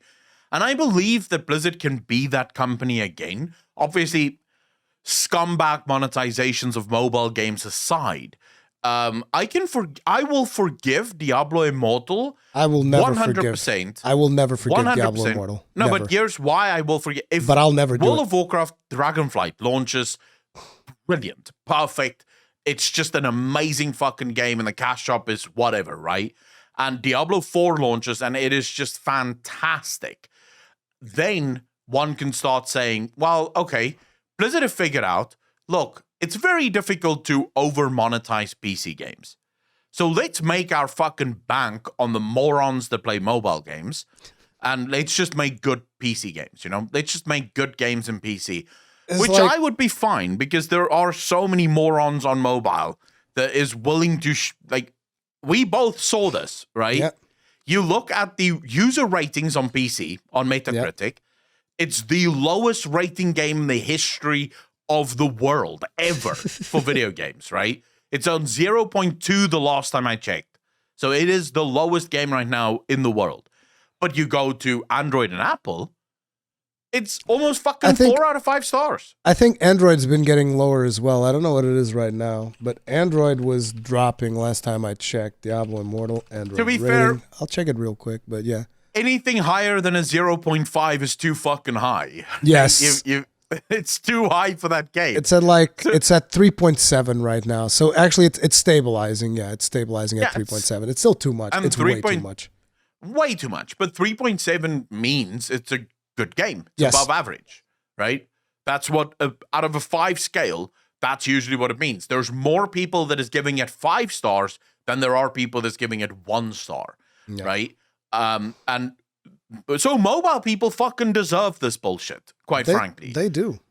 They deserve to get fleeced. It's like, I just, ultimately at the end of the day, I just think it's really unfair, because there's a lot of people out there that will fall prey to these type of things. And I just don't think it's ethical to monetize on those people. It's the same thing as, like, let's say you're going down the street and you see like a handicapped person, and you see that the handicapped person has a wallet. You can take their wallet. There's nothing stopping you. Like, what was the handicapped person going to do? Sure, it's illegal, but you know, if nobody catches you, is it really illegal? You can just take their wallet. You can take their wallet. They're probably not going to have that much money, but you take their wallet and you get something, right? That's kind of like what Blizzard is doing. They're just like, oh, I'm just going to take some money away from you, and it is what it is. And here was an argument that I had on stream, and I'd like to get your take on this. And this was like the way that I started talking about this, because a lot of people will come up with the arguments like, look, it's my money. Why do you care about how I spend my money? It doesn't affect you. And I'm like, no, it does affect me. And here's why. It affects me because people spending more money on these garbage games makes publishers want to make more garbage games. And then the example I gave is like, listen, it's my money. I can pay somebody to go set your house on fire. That's going to be a little bit inconvenient for you, but hey, it's my money. Now that's maybe a little bit extreme. So I come up with a different example, which is like, hey, okay, so how about I rent the house next to you to a bunch of, like, you know, teenage garage bands. They'll just be partying every day, all day, nonstop, making everything loud and miserable for you every day. Not letting your kids go to sleep, not letting you go to sleep. Look, it's my money. What? Is that a problem? Oh, it's inconveniencing you. Well, guess what? You spending money on Diablo Immortal is going to inconvenience me in the future as well. It's that simple. I mean, so the Diablo Immortal thing is actually far more atrocious than what people realize in terms of its crossover effects or its unintended effects. Yeah. Because I would actually liken it. The example I would use is, imagine if I went into a suburban neighborhood, I bulldozed the home that I bought, and I put up a coal power plant right there in the neighborhood, right? Technically speaking, I'm on my own fucking property, but I am pumping gallons, I think there's laws that forbid that, though. I don't think you can build a coal power plant. But let's imagine there are no laws. I'm not hurting you, right? Not at all, not physically. Like, technically speaking, I am just building something on my property that is producing electricity. The air around you, though, is going down massively because it's now just smog fucking everywhere. But technically speaking, I've not done anything directly to you. It's an indirect effect, because the direct effect is I'm just providing electricity to the neighborhood. The indirect effect is you're now breathing quite a lot heavier as a result of the shit that I've built. That is what cash shop. The indirect result like is lung cancer for you and your family. Yeah, right. Pretty much. But that's what games like Diablo Immortal is. Yeah. Because they poison the well, basically. Informs the success of future games. Because if they can get away with it in Diablo Immortal, then suddenly it becomes more and more plausible that we can get away with even more in the future. And before I know it, games are 100% cash driven. So I am quite certain that if things continue the way that it is, we are very, very soon going to start seeing games that basically charge by activity. So 50 cents to go do a dungeon, $1 to go do a raid. Yep. Right? I can see that happening. I can genuinely see Blizzard, or not just Blizzard, but any company really, going, oh, Mythic Plus keys? Yeah, Mythic Plus keys are $1.99 per week. You buy your Mythic Plus key, and then you can do as many Mythic Pluses as you want every single week, right? And that is the end result of you spending that money. So you spending money eventually has a direct effect on me, which is the same with the coal plant. The indirect immediate effect is that, you're getting electricity from me, and also your air is polluted. The direct effect comes later when you go to the doctor and the doctor tells you have emphysema due to the fact that you've been breathing fucking smog for the last 10 years, right? So eventually I will have a direct effect on you, even if that direct effect is not immediately noticeable. Yeah, that is a very good example. And that's the issue. I think that's something that people need to keep in mind whenever some of us criticize like someone's spending habits on a free-to-play game. This is why we do it. Because you doing that is poisoning the well for future games. It's just that simple. Instead of you getting games that are art forms built because, we wanted to create this world and do this thing, it's mostly just, no, we wanted to create a friggin' slot machine and get money out of you. It's that simple. Yeah. And so we did that.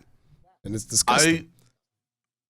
I wanted to say something and I got completely distracted. What was it? Never mind. I'll probably remember it as soon as we're done recording. Yeah. But at the end of this is what I wanted to say. None of what we're saying now matters at all, though, and that's the saddest part of it. Yeah. I was thinking about it this week. Game reviews are, in essence, and I'm basically shitting on my job and yours at this point, but game reviews are the most useless thing in the history of the world ever. Depends on how they're done. I think it depends on how they're done, because that's one of the reasons why I started doing videos a certain ways, because I remember I would watch like a game review back in the day in game trailers, right? I'd watch a game review there, and then I'd go like, I don't actually know what this game's about. Because like they would just assume that you would know the franchise or something. Like, how does the game actually play? Which is the point, right? Which is something that I usually make a point of describing. Okay, here's how this game plays. Here's what are the good things. Here's what are the bad things. Whereas a lot of people are just like, oh, yeah, it's a good game, good story. And I'm like, well, that's great. How does it play? Like, how does it work? Yeah. But let me put it to you this way. The majority of people that come to watch your review of the next Monster Hunter expansion have already decided how they feel about the expansion before they've watched your video. What they want from your video is validation. Are you saying the things that I want to hear, or are you saying the things that I don't want to hear? Yeah. So if I've decided that I hate the game, if you say the game is good, fuck you. Right? If I decided I like the game and you say the game is bad, fuck you.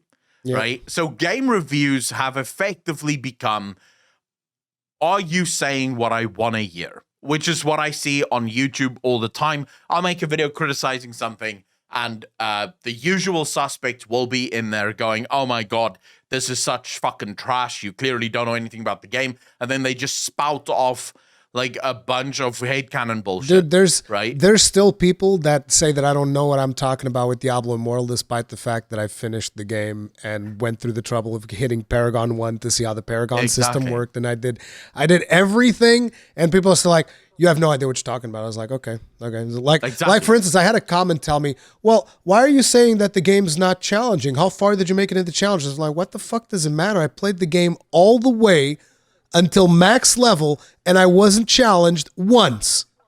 Mm-hmm. Are you going to tell me it's like, oh, but when you go up, and I was like, oh, so when they start tweaking the numbers to squeeze money out of you, then it gets challenging? That's not the type of thing that I would consider challenging. That's fucking padding numbers. That's it. That's not challenge. We know that Blizzard knows how to do that because that's exactly how King does with Candy Crush. Exactly. Padding numbers. The first few levels are great. It's once you get to the harder levels that there's virtual paywalls that if you spend money, you'll get past it. If you don't, you're going to struggle to get past it. But the fact of the matter is, it's all become echo chambers. The entire internet is a collection of echo chambers. It's a collection of, I want to hear what makes me feel good and what aligns with my thought position on something. I don't want to hear anything that challenges my position. See, on and anything. this is one of the reasons why I actually seek out videos that disagree with me on certain things. Like, I'm the same. An example was Dark Viper EU's video actually changed my mind on reaction content. But that's like a whole topic into itself. Because it was mostly like because of my reaction consuming habits. I did find myself essentially waiting until Asmongold would react to something instead of watching the original creator. And after I watched the Asmon video, I wouldn't go to the original creator most of the time. And that was something that I was like, you know what? He's got a point. And it's like, I'm not with this saying, oh, I don't want people to react to my video. It's just like, look, it's for my personal opinion. It's just the type of content that I want to work out differently. Like maybe I can take little bits of a video that I'm reacting to and specify that or something like that. But I definitely don't want to do full-on reaction content anymore. That's something that I don't want to do. I mean, but I do. It's a personal thing. I don't expect everybody to change their mind, but you know, that's the importance of like seeing different viewpoints, because sometimes you might, which is why I like seeing different viewpoints than things that I believe in, and I actively look it up. So I'm weird in that regard, in that when it comes to reaction content, I actually prefer watching the original creators. See? So the only time I get salty as fuck is when someone is reacting to content and they don't have the original video in the description. Because now I have to go, okay, what's the fucking video so I can go look at. So whenever I watch an Asmongold reaction video, I first go and watch the original video. Because what I hate is the fact that I'm into this original video and then there's a pause to give an opinion, right? And I'm like, oh my God, I just want to hear what the original guy have to say first. So what I will do is I will first watch the original one, and then I'll watch Asmongold's reaction, because I love Asmongold's commentary. Yeah. I want to hear what Asmongold has to say about it, but I also first want to watch the video. So I do about like double takes whenever it comes to consuming reaction content. But the whole argument around reaction content for me, that people claim that it is stealing, I don't think it's stealing. That's not the point that I'm making. Yeah. So what was the video that you watched? What was their conclusion to reaction content? I mean, the conclusion is that it ends up being kind of like, in a way, it's a bit of a net negative for the original content creator, because their video has been watched by somebody else. I don't remember if he made the point of it exactly being stealing. I think he might have, but it's like I don't agree with everything he said. It just changed my opinion on some things, right? But the point was, like, he highlighted a lot of videos that were reacted to by huge content creators, and the net effect on them was like 100 views on the video itself or something like that, which it was not really a big net effect ultimately. But then there's also, like, if you think about, for instance, Josh Strife Hayes, I think it's undeniable that he's massively he exploded, and I think a big deal of that was definitely Asmongold. Now, you know, overall, that's not going to happen for everyone, but, you know, some people win, some people don't, and it is what it is. But I mean, Aspen have reacted to a bunch of my videos, and the net effect have probably been like 5,000 subs. As a result of that. Now, to be fair, the quality of my videos is nowhere near Joshua Faces, right? So there is that needs to be kept in mind. Josh is just amazing at what he does. But I'll ask you this. Do you believe that pirating content is what do you mean by pirating content? So let's say you're pirating a video game. Let's say you go and you download Diablo 4 from Pirate Bay or some shit, right? Yeah. I don't even know if Pirate Bay still exists, but let's imagine it does. So you're downloading from Pirate Bay. Do you think that hurts Diablo 4? No. When people do that? You don't? Because it's technically the same thing as reaction content, right? No, it's different because of the effect that it has on the algorithm. No, but here's the interesting thing, and I'll explain to you why it's basically the same thing.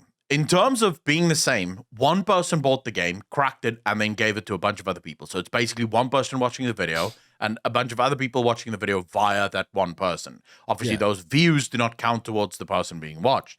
Now, they did a study back in 2016, I believe, where they looked at the effects, the monetary effects of pirating on the video game industry, and it boiled down to it has zero effect on the video game industry. Like, it doesn't cost the video game industry anything. The biggest problem there is, like I said, the YouTube algorithm, because essentially the YouTube algorithm is going to keep recommending the people who are reacting to the videos, as opposed to actually recommending the original content creators, particularly when they have like really good videos that could have potentially gotten way more views if they were discovered organically by people, because that would have led to a natural growth of the video itself. See, that's the thing, but it's like, I don't think it's an exact science.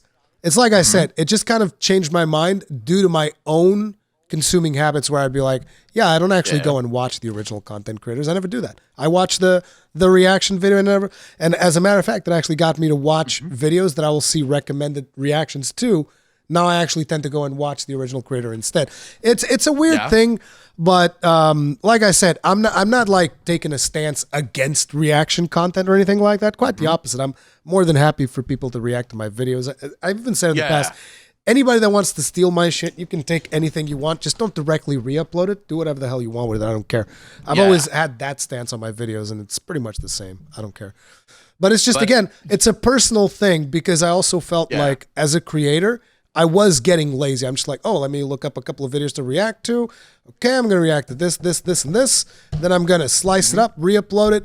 And I also felt like that was also a little bit hurting my creativity, because like, I'm not really creating new content. And the thing is, the reason why I was doing reaction is because I like this type of interaction that we're having right now, where we're having a conversation. Like, I think that's cool. Yeah. And that's the closest thing that you can get to having a conversation with somebody else without them necessarily being there with you.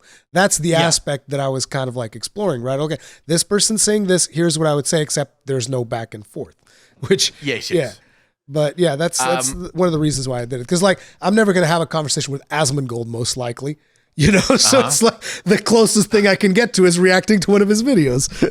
True. Very true. But here's where things get interesting with this. And this is why I say it links to reaction content. The report found that if anything, it actually has a positive effect upwards of 30% on the gaming industry. Because of word of mouth. And the report found that people who pirate video games and do not buy video games would not have bought the video game even if they had the money. So even if they could, all things being equal, they still wouldn't buy the game. They still would pirate it. But around 30 to 40% of all pirators will pirate a game, check it out, see they like it, and then go buy it on Steam. So it serves as sort of a demo in an era where demos no longer exist. Yeah. Now, the same is true when it comes to reaction content. Of the, let's say, 50% of people that watch the video that is never going to watch the original content creator, there's 50% that discovers new content creators as a result of it being reacted to by someone larger. So while, yes, it's hurting the one video that has just been reacted to, it is having a positive effect on future videos as a result of this. Which is why I said of viewers. Which is why I said I don't necessarily agree with everything that he said, because I feel like a lot of the times because there's some people that make the dumb argument where it's like, my video had like 5,000 views and then Asmongold reacted to it and it's got 5 million. What the fuck? Those 5 million views are mine. It's like, that's stupid because that's Asmongold audience. It's not your audience. It's like, these are two very different things. These people are not watching the video for you. They're watching the video for Asmon. So that's why I'm like, I don't necessarily agree with everything that was said, but from my own personal experience, I was like, I feel like I want to do things differently, and that's the thing. I respect that, but I do think you can rest assured that the people that do come to the original creator after you reacted to them are the only people that would have gone to the original creator. No, I agree. I agree. Yeah. Yeah. So you are basically serving as an amplification. Yeah, but it's like, for instance, right? Imagine like this. I can do a reaction video where I slice up just portions of the video as opposed to showcasing the whole thing. And that gives people even more reason to check out the original video, right? Where you're still essentially doing kind of a reaction, but it's more edited, more thought out. And it's as a result, it's like a shorter video and it doesn't replace the original work. So that's kind of like the idea that I got. Yeah, I mean, I love the idea, and I've seen you do that as well, which I think looks good and it plays good. The issue for me is my reaction content. I don't search for videos to react to. It's all suggested by my community on Discord, they want to watch it live. So if I started doing it offline, so that I could sort of think about everything and make sure that it's a nice short video. It's like there's no one size fits all solution for it, and I don't think it necessarily needs to be.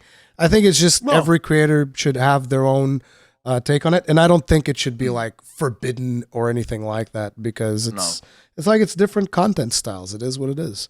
Some people like something, some people don't. I think that's also different personalities work differently. So, for example, when we did this podcast, I asked you, "Do you want to live stream it?" And you were like, "No, I would prefer to do it offline." Yeah, because I feel like it's higher production value then. And I agree with you 100%. If I came up with the idea first of doing this podcast, we would be doing it live, right? Because I love doing things live. Yeah, there's a certain how do I put it? I find there's a certain authenticity to live content that you don't always capture. Now, you've actually done an amazing job with this one, where it is absolutely authentic, right? Because I do rewatch our episodes. I'm one of those weird people that I actually watch my own streams and my own videos. I have to watch it too, because otherwise I can't do those chapters thing, and that takes up the most time every time. Oh, yeah. But you see, so for me, I watch the content again, and it does feel authentic, and I think the main reason is we literally just sit here and chat. Yeah. We have, like, Rurikhan has a list of topics, but we almost never get to them. Like, I don't think we've touched most of the items on the list. Remember how I told you earlier before the episode, I was like, oh, dude, I have this great story idea for World of Warcraft I want to get to. Oh, yeah. we've not done that. We're not going to do that now. No, because we're already 2 hours in. But, you know, it's funnily enough quite authentic. Yeah. But most of the time when you do watch highly edited, or at least if you do watch offline podcasts, they're not authentic. They don't come across as authentic. Yeah. They feel like you can a lot of times people they have like a checklist, and they're just like, okay, I got to get through this checklist. Here's what we got to talk about this. And it's like, if somebody wants to say anything, no, that's it. We're moving on to the next topic. Let's go. And it's like, So I would say there are a few, but the one name that comes to mind that manages to pull this authenticity would be Joe Rogan. Because again, it is just a conversation. He gets in there with a bunch of, like, with a person. They sit down, they have cigars, they drink fucking whiskey and shit, and they just hang out, you know. Dude, and whatever they talk about, I've told you, I'm scared of mentioning Joe Rogan nowadays, dude, because I mentioned Joe Rogan once on Twitter, and suddenly the whole thread was about COVID vaccination. I'm like, what the fuck? It's like, I want to be the Joe Rogan of gaming. And it's like, oh, the COVID vaccines. I'm like, what the fuck, dude? What are we talking about? I mean, it's so weird. People are going to love and hate in equal measure. It's just the dude is the largest podcaster in the world. It's just I wish that people wouldn't like boil everything about one person down to like one opinion. I wish that people would learn to see beyond that. Like for instance, I'm right there with you. I have someone that I've played that I play Monster Hunter with that he's told me that he's a Trump supporter. I was like, I don't care. But it's like, there's a lot of people on the internet that be like, I would never play Monster Hunter with a Trump supporter. It's like, what the fuck, dude? Who cares? Who cares? You'd be surprised how little it comes up. Yeah, exactly. We don't talk about it at all. I don't give a fuck. I have friends that are Trump supporters. I have family members that are Trump supporters. I have family members that are Democrats. I don't give a fuck. I don't care about politics. I was like, I don't care. It's like, hey, how good do you play Monster Hunter? Are you good? It looks like you're pretty good. Let's keep playing. Sounds fun. It's like that's it. I have my interests, and I think the reason I can be friends with pretty much everyone is I'm literally 100% in the center. Insofar as I hate the Democrats and I hate the Republicans in equal measure. I hate I hate all the politicians. Yeah, it's like screw everybody. I am an anarchist at heart, so I believe in just the destruction of everything. But see, that's the problem that I have with a lot of people boiling somebody down to one thing. Like most people would hear that from this friend of mine, and they'd be like, "Oh, he's a Trump. That's it. That's all he is forever. Yeah, he's just a Trump supporter. Like that's it." It's like, come on, man. You got to look past that. It's like, got to look past politics. People are more than whatever bullshit that they happen to believe in. Jesus fucking dude, Christ. It's not like dude wakes up in the morning and fucking has a framed picture of Donald Trump in his fucking bedroom. Come on, man. Like I'll put it to you this way. Whether it's a Trump supporter or a Barack Obama supporter, I would be equally annoyed if this person could not stop talking about their favorite fucking president. Yes. That would annoy me. But just knowing that they're a supporter of the person and they never bring it up, like it's not like we're doing a Monster Hunter fight and they go, oh my God, dude, this reminds me of that time Trump was saying this and this and this. And I'm like, dude, we're fighting a fucking boss. Shut the fuck up. I don't care. Right? As long as that's not happening, we good, right? I don't care who you vote for. In fact, I would prefer if you didn't vote. But since you are voting, good on you, right? Yeah, have fun. Do your thing. So yeah, I'm right there with you. I despise because we seem to have fallen into this trap as a species where everyone needs to fit into a box, and that box can only be one thing.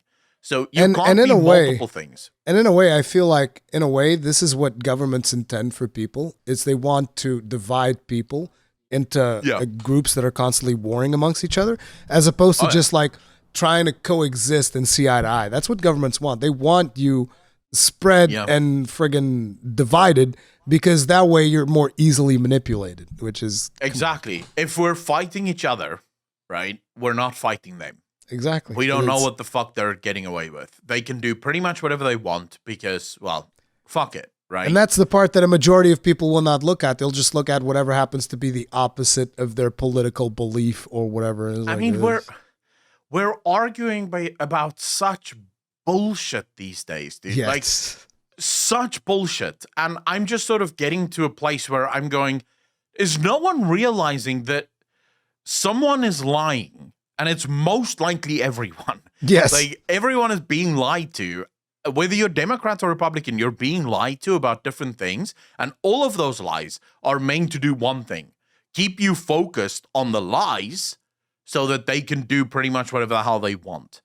I have long since said, whether it be CNN or Fox News, both of them are, I think, friends at the end of the day. They just cater to two different groups, but they have the same goal, which is to keep you angry about the things that don't matter so that they can do pretty much whatever the fuck they want.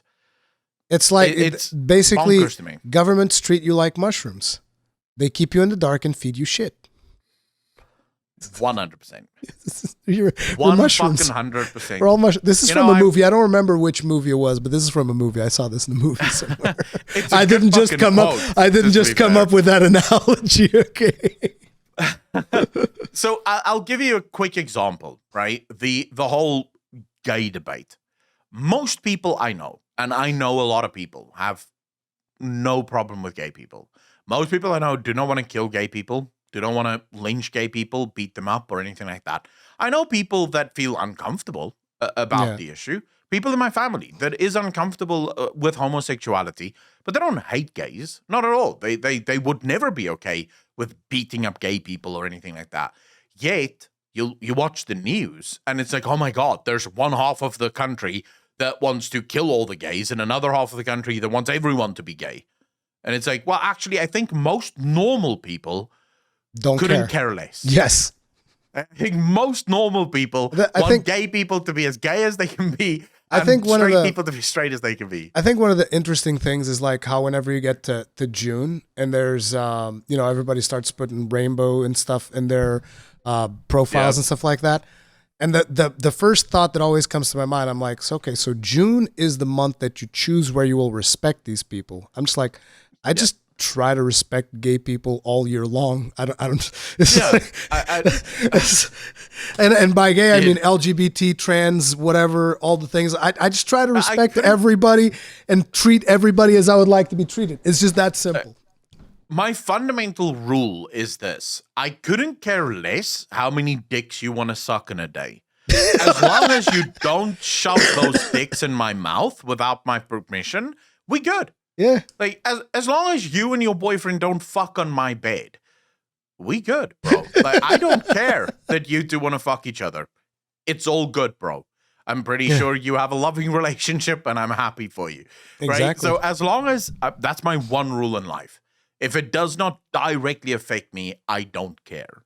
And don't ask me to care. I'm not an activist for your bullshit, because it's not my job, right? I play my video games, you know? I know video games. I don't know much about anything else. We do video game things. Speaking of video games, how about Starfield, huh? Completely organic segue. Completely organic segue. Dude, that's going to cause so many problems for the wrong person listening. They're like, wait, is Starfield some gay game? Yeah, dude. Todd Howard's bringing out all the LGBT representation onto Starfield. I can say, though, I don't think that Elder Scrolls games or Bethesda games are built with romance options. I've never seen a Bethesda game with romance options. So, I think didn't Fallout 4? Couldn't you like romance the news reporter or something? I have no idea. I've never played Fallout 4 that far. I basically, every single time I get to the point where you can build your base, I'm like, yeah, fuck this game, man. I'm just gonna leave. No, dude, listen. You're missing out on a really cool. I'm gonna spoil part of the game for you. I have to now. Listen, there's a part in that game where you can like build a giant robot, and then the giant robot goes around and just stomps You can basically stomp the entirety of the Commonwealth. And I was like, this is exactly what I want to do. So I build a giant robot, and then the cool thing is, you wanna know how that robot launches nukes? He pulls them out of like his back, and then he throws them in the ground. Oh my God! It's like football. Like he just grabs like boom. He's like, I think he's called the Patriot Bot or something like that, and he's just going around. And he's like, please remain indoors. This area will be pacified. And he just nukes the whole place. And I was like, this is great. I love this game. Oh my God. I guess I should play it at some point. You can mostly ignore the build stuff like I did. I was like, I am building jack, dude. Like I built maybe one house or something so that I could store my power armor in there. And then I didn't build anything else. I was like, oh, we got to liberate more of these. I'm sure I'll liberate them. I don't care, whatever. But it's like, ultimately, I didn't do much of it, no. I'll give it a go. I'll give it another college try and see where we're at. But okay, so let's talk Starfield. Yeah, this game has been in development for a decade, right? More than a decade, probably. We've known about it for the better part of a decade. You know, everyone's been hyped for this game for so long. which is its biggest pitfall. Yep. If this game does not deliver, it is basically going to be Cyberpunk on steroids. Because that's the thing that I believe crushed Cyberpunk. Cyberpunk was a decent game on PC at launch. It was very decent, very solid. I had minor bugs, like your guy would sometimes T-pose in the car or some shit. But other than that, good game, fun game. I played it to completion 3 times, literally on the original patch. But the hype meant that game had to be beyond perfect. Because the hype was that it is going to change video games forever.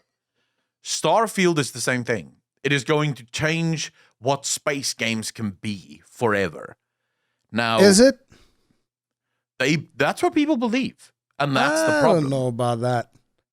It's like, look, the way that I was looking at it is, okay, so the gunplay doesn't seem particularly impressive, which was never Bethesda's strong suit. Let's just be honest. They suck at gunplay. You don't play Fallout for gunplay. As a matter of fact, the coolest thing about Fallout is how you can pop VATS, and VATS can do some pretty friggin' hilarious things, which is why I was like, okay, what's the VATS equivalent? You better have because this game ain't surviving on this crummy gunplay that you're showing here, because that gunplay was not good. Like, I don't know what people's standards are for gunplay, but my standards for gunplay are Destiny, okay? When it comes to first-person gunplay, unless you're talking boomer shooter, then it's Quake 3. Those are my standards. If you're talking boomer shooter, it has to be better, or at least on par with Quake 3. If it's, a more RPG type thing, it has to be on par or as close as possible to Destiny, because let's get real, very few people will ever get close to the satisfaction of pulling the trigger in Destiny, which is, for all the criticism I lobby against that game, it's got the best gunplay in the business. And so the gunplay in that game that we saw was terrible. So they need something kind of like VATS that makes it funny, where you're going to be like, oh, I'm going to shoot him in the leg and it's going to blow his leg off or something ridiculous, right?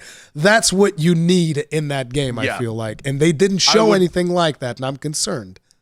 So I'm pretty sure it will have something like that. Yeah, like a VATS system. Yeah, even if you go to Outer Worlds, which is the guys who made Fallout New Vegas. Yeah, that one has a company, VATS. and then I think that one has a VATS system. Yeah. Yeah, it has a bullet time system, right? Yeah. Which replaces the VATS system, but still basically the same thing. So I'm pretty sure Starfield will have the same idea. The problem that I've had, which is one of the reasons I hate Fallout 4 so much, is some of the weapons, like all of your pipe pistols and stuff, fuck aim. They fuck aim on those things. The aim is so dog shit. The gun takes up so much of the screen that anything below the gun is just gone. It may not exist even. So when you have these little things at your feet, good luck fucking shooting them, right? Yeah. I feel like Fallout, or Bethesda rather, still, they shoot themselves in the foot with this specifically, because unlike other companies that have realized, if we want to have a game this large, there's some things we have to compromise on. Bethesda tries to compromise on nothing. So they want the whole first-person shooter effect, But there's an issue with that. You can't have a game that big and then also have it be Call of Duty levels first-person shooter. Yeah, it's never gonna happen. It's just almost never really going to happen. So what they should have done is probably go the GTA route, where the game is large, it's massive, it's all in your face. But then the shooting, the gunplay is just like you hold the trigger and it kind of almost auto aims to your target, and then you're pop. Yeah, done. It does, and they make no excuses for it. Because ultimately, most of the gunplay in that game is going to be dice rolls anyways. It's not really about your aim. It's more about okay, what stats you, because you can be Shroud in that game, and if your stats are bonkers, it doesn't matter, because you're going to be hitting monsters for 10 damage. It's monsters 10,000 health, and you're like, oh dude, look at me landing all these headshots for 10 damage. It's who cares? Exactly. It doesn't matter. I mean, so we'll have to wait and see, because it's a Bethesda game, which means there will almost definitely be mods for the game, and that means that even if it sucks, there will probably very quickly be a VATS mod. Right? Yeah. people will probably build that if it's not at the base launch. So we should see something like that. I don't know if we'll see a VAT system. We'll most likely see a bullet time system, which is just as good. As long as you can slow things down and actually hit things, because that's the biggest problem with Fallout 4 is actually fucking hitting things. You're aiming on them. My because of first how the session aim works, it's my first session of Fallout 4 was so funny because like I had VATS and I was like, okay, so I got a shotgun, so I'm not going to be able to shoot. Like I'm not going to be able to land precision shots. So I have this guy who's right in front of me, and I'm like, VATS, center mass. Boom. And the cool thing was like, I hit him in the chest. And so his chest just separates from his head and his head kind of stands still, kind of like a chicken. Oh my God. So you just see his body getting propelled backwards and his head stays in the same place and then slowly falls down. It's like, that's exactly what I want. That's exactly what I want out of a Bethesda game. It's exactly like that. I don't need realism. I want to pop somebody's chest off and I want his head to stay still in the same place and then slowly fall down. That's like perfect. Those cartoons, right? Where they run out of a road and then they're just in the air for a while and then suddenly just start dropping. It's kind of like that, right? It's so good. Yeah, I can see them doing this. I think to talk about some of the more serious things, the world looks creation engine, and that was actually my biggest sort of dislike about it. Didn't people say it was being developed in Unreal 5, I heard? No. Starfield is the last game to ever be created in Creation Engine. It is in Creation Engine. Oh no. Yeah. Okay, that was a mistake. I remember Bethesda actually saying this. This is their final goodbye to the Creation Engine. They should have said goodbye to the Creation Engine a long time ago, dude. Agreed. If anything, Fallout 76 should have been like, okay, guys, maybe we shouldn't use Creation Engine for Starfield. This was a bad idea. It's so bad. Just looking at the world, it was clear that this is Creation Engine. You can see everything looks the same in Creation Engine. Now, they have clearly done a lot of optimizations and I'm not sure about optimizations because, like, that frame rate was rough. It was fucking bad, to be fair. But it's still, like, they're now only going into sort of optimization. So hopefully we'll get a lot more optimization going forward. But what I sort of mean when I say updates, if I look at the character models and the NPCs, they actually don't look fucking ill, which is the problem with Skyrim, the problem with Fallout. All of the characters look like they're about to turn into zombies. It's a matter of fucking minutes, and then you're going to deal with a zombie apocalypse here. Because the Creation Engine just, I don't know, it had a very sort of bland thing. Yeah, it doesn't do faces very well, No, and this one does actually do it well. The faces looked good, Yeah, the faces look good. The cities looked amazing. The game looks beautiful. And I love the fact that it's... The character creator faces, though, did not look that good, in my opinion. Because they did a character creator thing after the presentation, right? Yeah, those did not look good. Those look pretty bad. I was trying to figure out if that could be a lighting issue in the character creator still, because it's still early days. They may not have completely honed in the lighting of the character. Yeah, dude, that's what I tell myself when I look myself in the mirror. It's not me. It's the light. If only there was better light in this place, I'd look so much better. That reminds me. I wake up and I'm like, I'm not bald. It's the light. But that reminds me of that Friends episode where Monica goes, "Shut up, the camera adds 10 pounds." And Chandler's like, how many cameras are actually on you? Just sort of like, there's no way you're getting 10 extra pounds from how fat you are. So yeah, pretty much, right? I'm actually a skinny guy. The camera just adds 10 pounds. Exactly. Me too. I'm not fat at all. It's just because it's a web camera, the quality's low, so it adds more pounds than like proper television cameras. Right? Yes.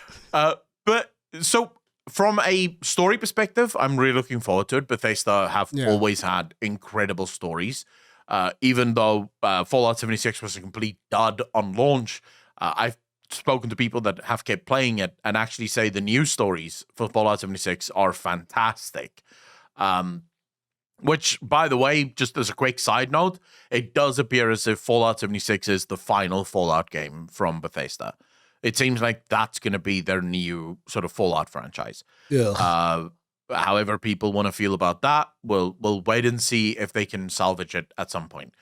But for Starfield, one of the things that stood out to me is the incredible depth of character customization, not in terms of the creation tool, but in terms of your talents, your abilities. They've always had and stuff. Like really good builds, even in Fallout 4. I felt like you could do some really interesting builds, and you have like quirky talents that are just cool, which is like, oh, you've hit this thing and you randomly get, like, I had one that it was just every now and then you'd get a random crit, like a really out of the box crit hit. And it was cool because it had something to do about you being stupid or something. And so every time I would get that crit, it would come up with a crazy laughter, like a little icon. I was like, it's like, oh, that's cool. Just your intelligence being too low. Yeah, you're dumb, so you crit. But I like that quite a lot. I love the fact that it seems like there's going to be a lot of different guns. It seems like they have recommitted to the whole massive customization on weapons. You know, like the weapons can really be customized to do whatever it is you want to do with them. I like that. I that's one of the things that I think Fallout and Skyrim get right quite heavily is the weapon play. In Skyrim, obviously, you're talking about swords and bows and crossbows and stuff like that, magic. I mean, I don't agree with you on Skyrim for sure, because like one of the jokes that I always bring up is like, I think Skyrim is actually a good game if it had combat in it, which it doesn't. So, you know, that's my thoughts on that. For its age, I mean, it is. That game came out. That game came out at the same time as Dark Souls. What do you mean for its age? It literally came out at the same time as Dark Souls. It is different games, right? It's not meant to be the same type of game. Because Dark Souls has good combat and Skyrim doesn't. It is different Yeah, but games. what I mean is it's different games in terms of Skyrim is supposed to... I actually like the lack of combat in Skyrim. Yeah. When it comes to RPGs, I want the story. That's exactly my point. I just think it would be better if it had combat. I think it would be better if it had no combat, but... Well, there you go. See, we completely disagree there. So I think Starfield is...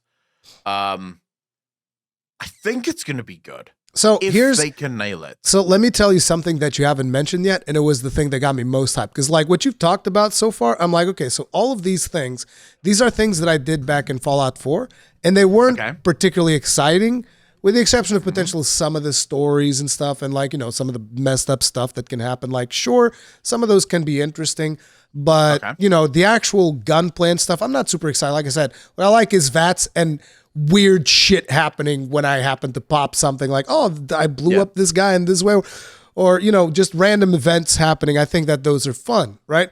Yeah. But it's like I said, these are all things that I've done in Fallout. That's not particularly exciting. What excited me was when they were like, okay, so you can design your own spaceship. And I was like, I'm making the Millennium Falcon. And then they're like, you can hire a crew. And so we can have crew on our ship. I was like thinking, dude, Mass Effect? It's almost like a little bit of Mass Effect in there. And it's like, you can actually fly these ships. And I was like, you better add HOTAS support, because I can't. Because like I have a HOTAS because I play Elite Dangerous. And I'm like, dude, imagine playing that thing on a HOTAS. I don't think they're going to support HOTAS. It's probably going to be like something super basic or whatever. But it's like, if they supported HOTAS, I would be so happy. I'd just be like, oh, dude, everybody's like playing it and doing RPG things. And I'm like out in space killing everybody. That'd be what I was doing. It's like, that's what hyped me up, really. The fact that you can design your spaceship, you can fly your spaceship. You know, it's just, I think that they're going to make the controls very limited, which is what's going to be a little bit disappointing, but yeah. Probably, because at the end of the day, again, you know, it's a game. It's not a flight simulator. Yes. My issue, again, with my biggest fear with the game, because I'm right there with you. What I liked about the building your own spaceship is the mobile command center, like what you had with Mass Effect. It's your... actually, it takes Mass Effect to a next level, because unlike Mass Effect, where you just have the ship and the ship finally opens up when you have all of your followers, In this one, you're building the ship. You're building the ship, going to be able to, and you actually fly the ship. Like, just imagine the fantasy that it would be. Because, like, you can say, well, you fly the Normandy kind of on a 2D plane. You drag it around. It's like, no. Imagine actually flying the Normandy as if you were Joker and just, like, actually going on. Like, imagine the scene that plays out before you go into the final fight of Mass Effect 2. Imagine you actually controlling the ship while all of that stuff is happening. Now, that would be awesome. Now, are they going to pull that off in Starfield? I doubt it, but, you know. This is where I'm sort of saying, this is where you and I approach things differently. Because for me, the thing that I'm looking forward to about the ship is the sort of what room does what, where do we research what, and do my followers actually have story missions? I don't think they will. Like, I'd love it. I think that'd be amazing. I mean, maybe they'll add some. They can also add some right afterwards or something. But who knows? What I'm scared for, and this is sort of the thing that kills a lot of games. It is trying to do so much that it might turn into a jack of all trades, master of none. Yeah, that is definitely a problem if they go that route. And also, just to sort of add fuel to this fire, they said that there's over 1,000 planets.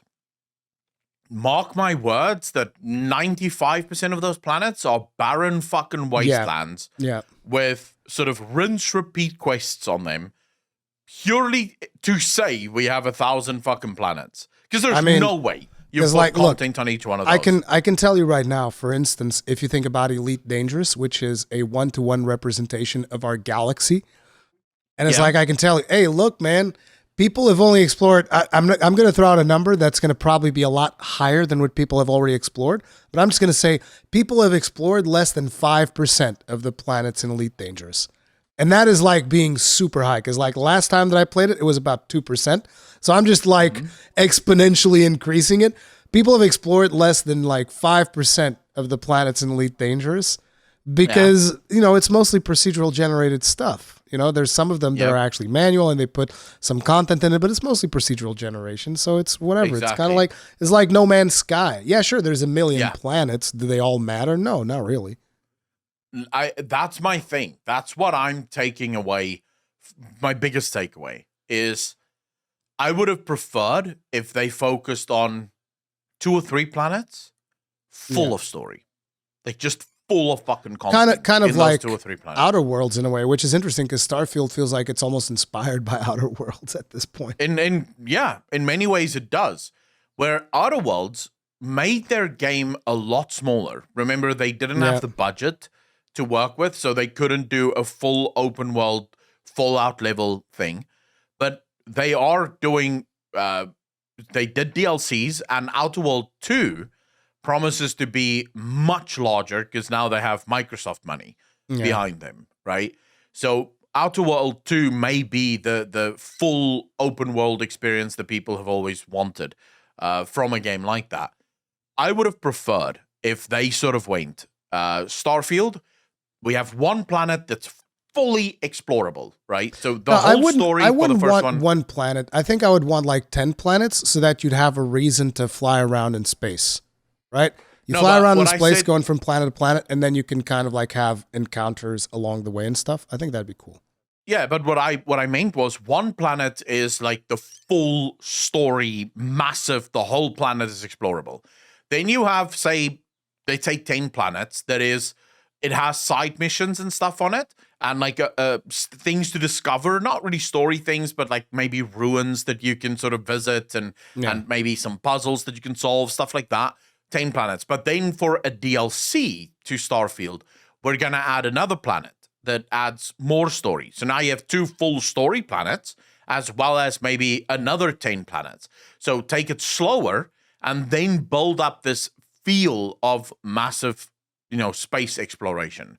The issue is they have thousands of planets. Most of those planets are going to be barren and probably procedurally generated.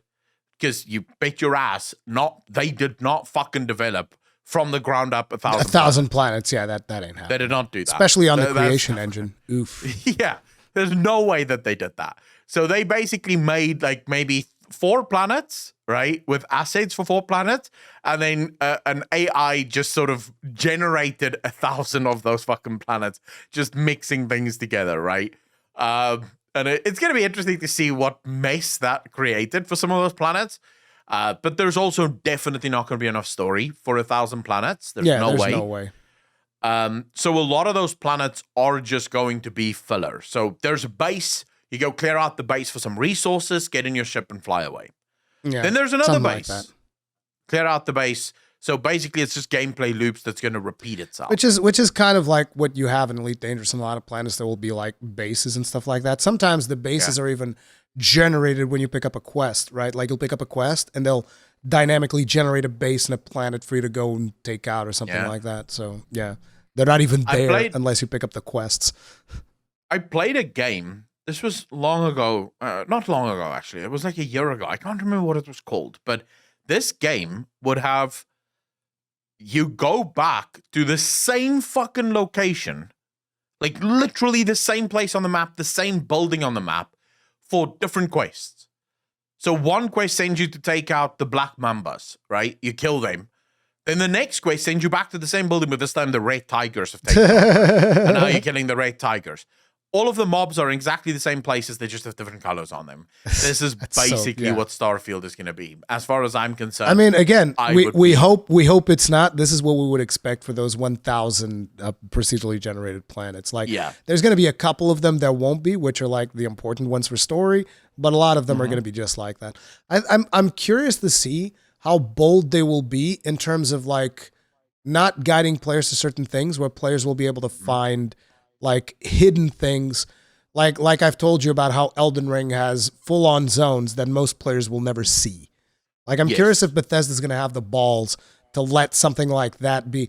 Like maybe you'll be in a bar somewhere and somebody mentions passing by, oh man, you've ever heard the stories of the abandoned outpost on planet ED3450 or something? Yeah. And then you're like, oh shit, I should go look for that. And then you scan the planet and you actually find the abandoned outpost. And maybe then you can pick up a quest, talk to the other character. Whereas most people will never even hear of it because they've never even gone to that bar, never even heard that NPC. And it's like the potential for video games to do that is kind of like where they break something in where it's like, okay, this is full on immersion, right? And not a lot of games do that. Nowadays, it's all like bells and whistles, like, oh, this NPC leads you to this place, which this place, there's like 10 more NPCs that do this thing, and then lead you there. And there's like an organic path that they expect you to go through.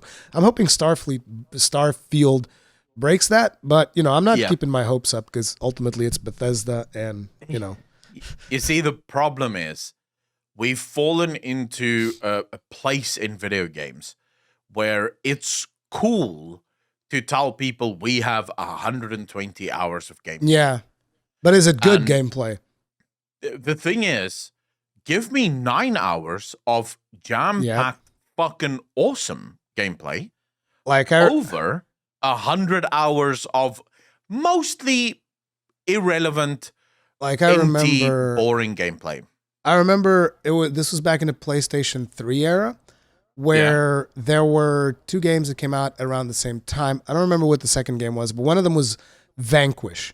And I was like, oh, dude, I want to play Vanquish. I saw some gameplays. Dude, rocket knee sliding, slow bullet time, like super action platinum games over the top, right? And I'm just like, okay, I want to play this game. So I buy that game, and I bought it full price. It was 60, not 60. At the time, I think it was like 50 euros, full price. Okay. I buy it. I play it. Probably took me like 12 hours my first playthrough, and I almost never touched the game. I replayed it when it came out on PC. Never touched it again. 12 hours. And I was like, I loved those 12 hours, and I become a massive fan of the people who made that game. Because it was 12 hours that were fucking amazing. As opposed That's exactly it, right? As opposed to like, you look, for instance, at the recent Assassin's Creeds, like you can get 500 hours out of them, but they fucking suck most of the time. I mean, boring menial tasks. But that's exactly it. 500 hours, but only 10 of those hours are actually decent story-driven gameplay. The rest, the 490 hours that basically make it up, because in games like this, you usually can't just do story, end. It's usually like, here's the story, now go do a bunch of useless shit while we keep you busy, basically. Yeah. And then you come back and we continue with the story. So they're basically time gating it and keeping you busy with other shit. This is one of the things we talked about at the beginning of the stream. Hellblade, Senua's Sacrifice. Yep. Very good. Absolutely fantastic fucking game. Was that like 10 hours? I think it was even shorter than that. Like 10, 12 hours at most. Like, probably you could do it in 8 or 9 if you really just sat down and played, you know. I did it on stream whilst talking in between, sort of taking breaks and just talking. And we did it in 12. We did it in 2 streams, literally 6 hours a piece. Yeah. And great game. Fucking amazing Fantastic story. game, yeah. I agree. Everything I wanted from it. It didn't waste my time. It wasn't sending me on useless things. It just gave me the story and that was it. The same goes for something like Tomb Raider. Tomb Raider, again, it's a very straightforward story. The story is right there. You have puzzles and stuff that you can solve that's really fun. And some of those puzzles are story puzzles, but most of the time, you can just do the story. Yeah. And once you're done with the story, it's done. The game doesn't keep you busy with bullshit. I'm worried about Starfield because he said it with such glee. You know, he was like, oh my God, we have 1,000 planets. And it's like, yeah, all right. What does that mean, though? Like, do you have 1,000 planets with story on it? Or let's just remove the story. Do you have 1,000 planets that is worth exploring? Yes. So am I going to discover? So when you play something like Skyrim, there are ruins off in the distance. There's an easier example. Exploring. There's an easier example that translates better. Like, just look at Mass Effect 1 and the Mako planets. Were they all worth exploring? Fuck no. Come on. No. Most of them weren't. Most of them weren't. A lot of them were exactly that, right? It was procedurally generated bullshit that you already know.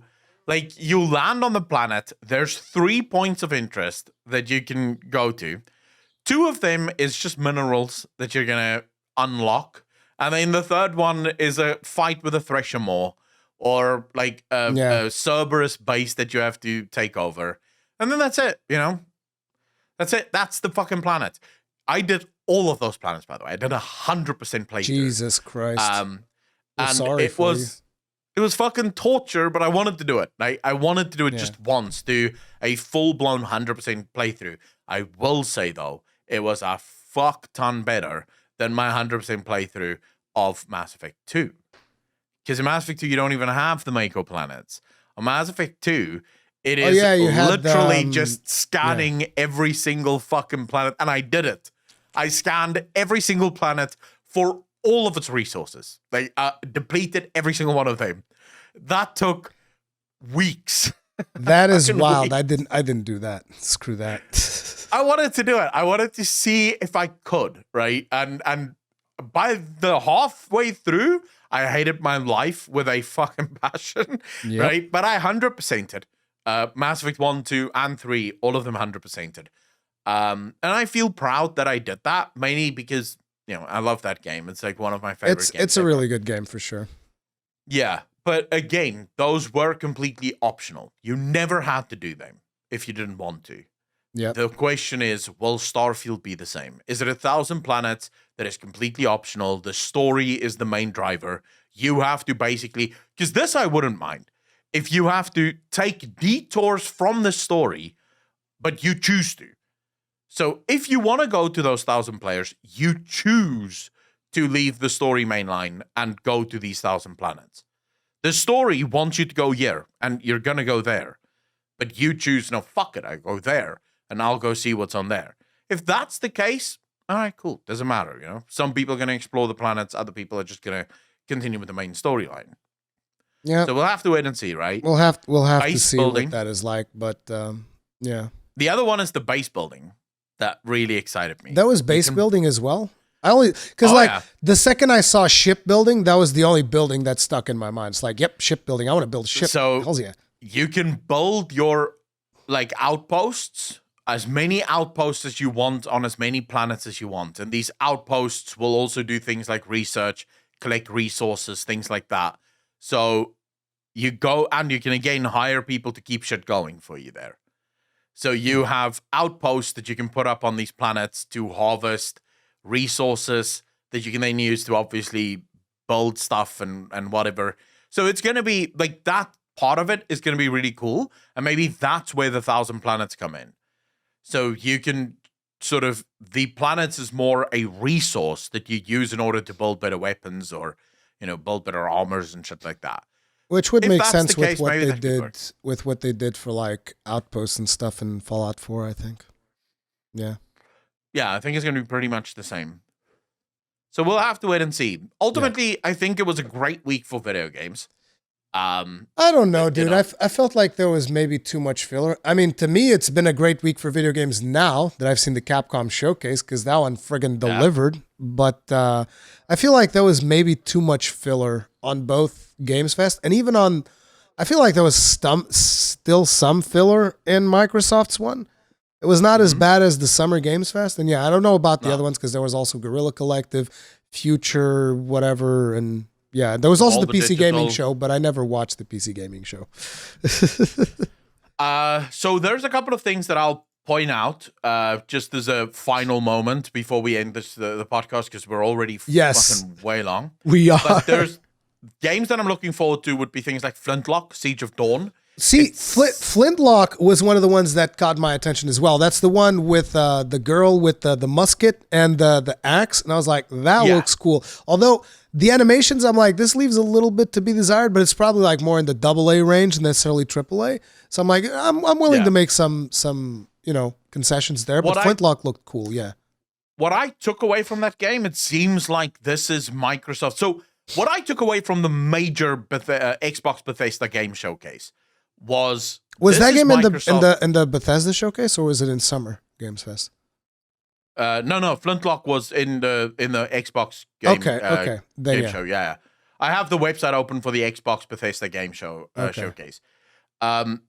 This feels like, if you look at all of the games that Microsoft announced, Microsoft is throwing down the gauntlet to PlayStation. Microsoft is standing in front of PlayStation and saying, "Sup, bitch. We're ready to go." There are so many games here that looks like Microsoft is teaming up or gearing up to take on God of War. Microsoft is gearing up to take on things like Horizon, Zero Dawn, and Forbidden West, titles like that.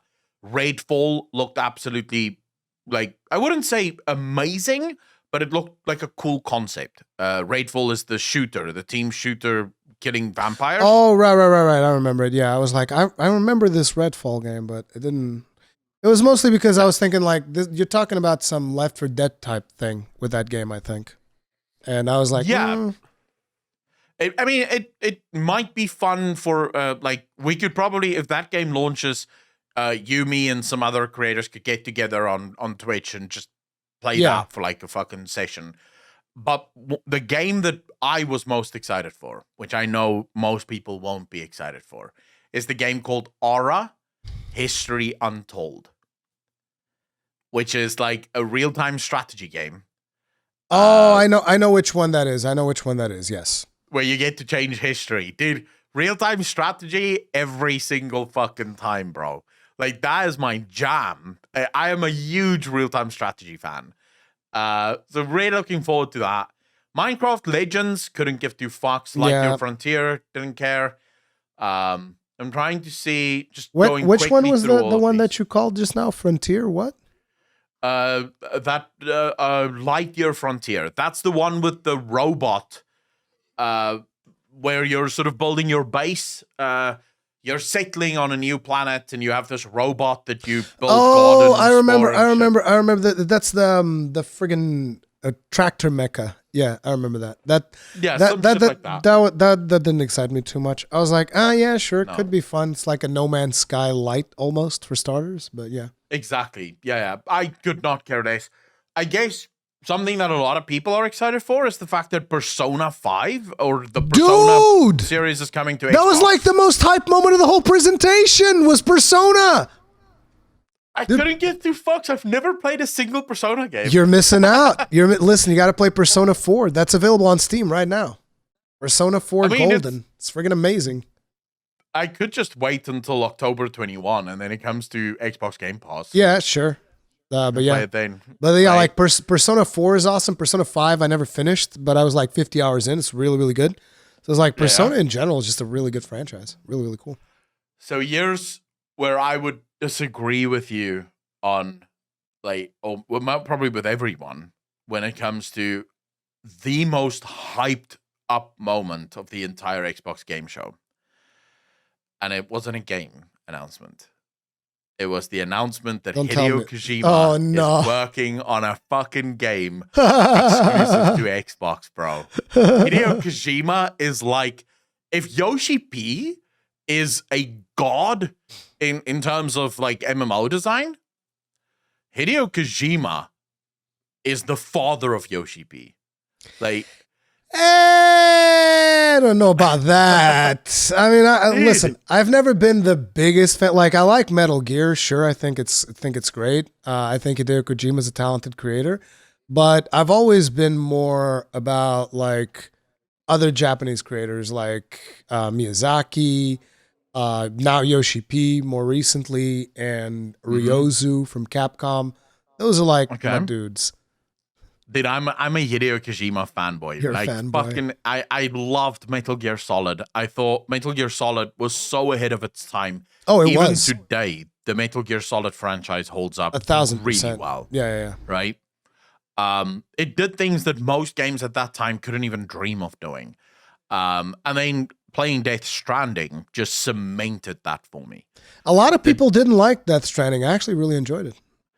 I think a lot of people just didn't understand Death Stranding. Yeah. Because a lot of people sort of saw it as a walking simulator, which is literally not what it is. It's not. It's a problem-solving simulator. Because every single time you take out a package and you have to deliver it, there are problems that need to be solved. Like, dude, in the final area where you start getting the zip lines, because there were players, because there's also the social element, there were players that had placed zip lines in certain spots. I basically built my zip lines to complete theirs, and to do deliveries in that whole area, I could just go zip line the whole way.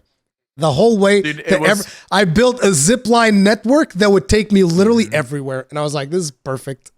It was so cool. The feeling of that game, dude. The world, the fucking way the story is presented to you was just absolutely incredible. I finished all of the roads in my playthrough. Like, the people that I was playing with didn't fucking build their roads. So I was just spending most of my time, because the way the game works, just a quick overview, you have resources, and these resources can be used to build things, and almost everything you build, or actually everything you build, is used by someone else. From your ladders, your ropes, your roads, your healing places, to the places that defend you against the rain. Everything that you build shows up for everyone sharing your node. And it's probably like 5 or 6 people per node that play together just to make sure that I think it's more. Completely fucking bonkers. I think it's way more. Because, like, considering the amount of stuff that I've seen when I played it, I'm pretty sure it's way more than 5 people.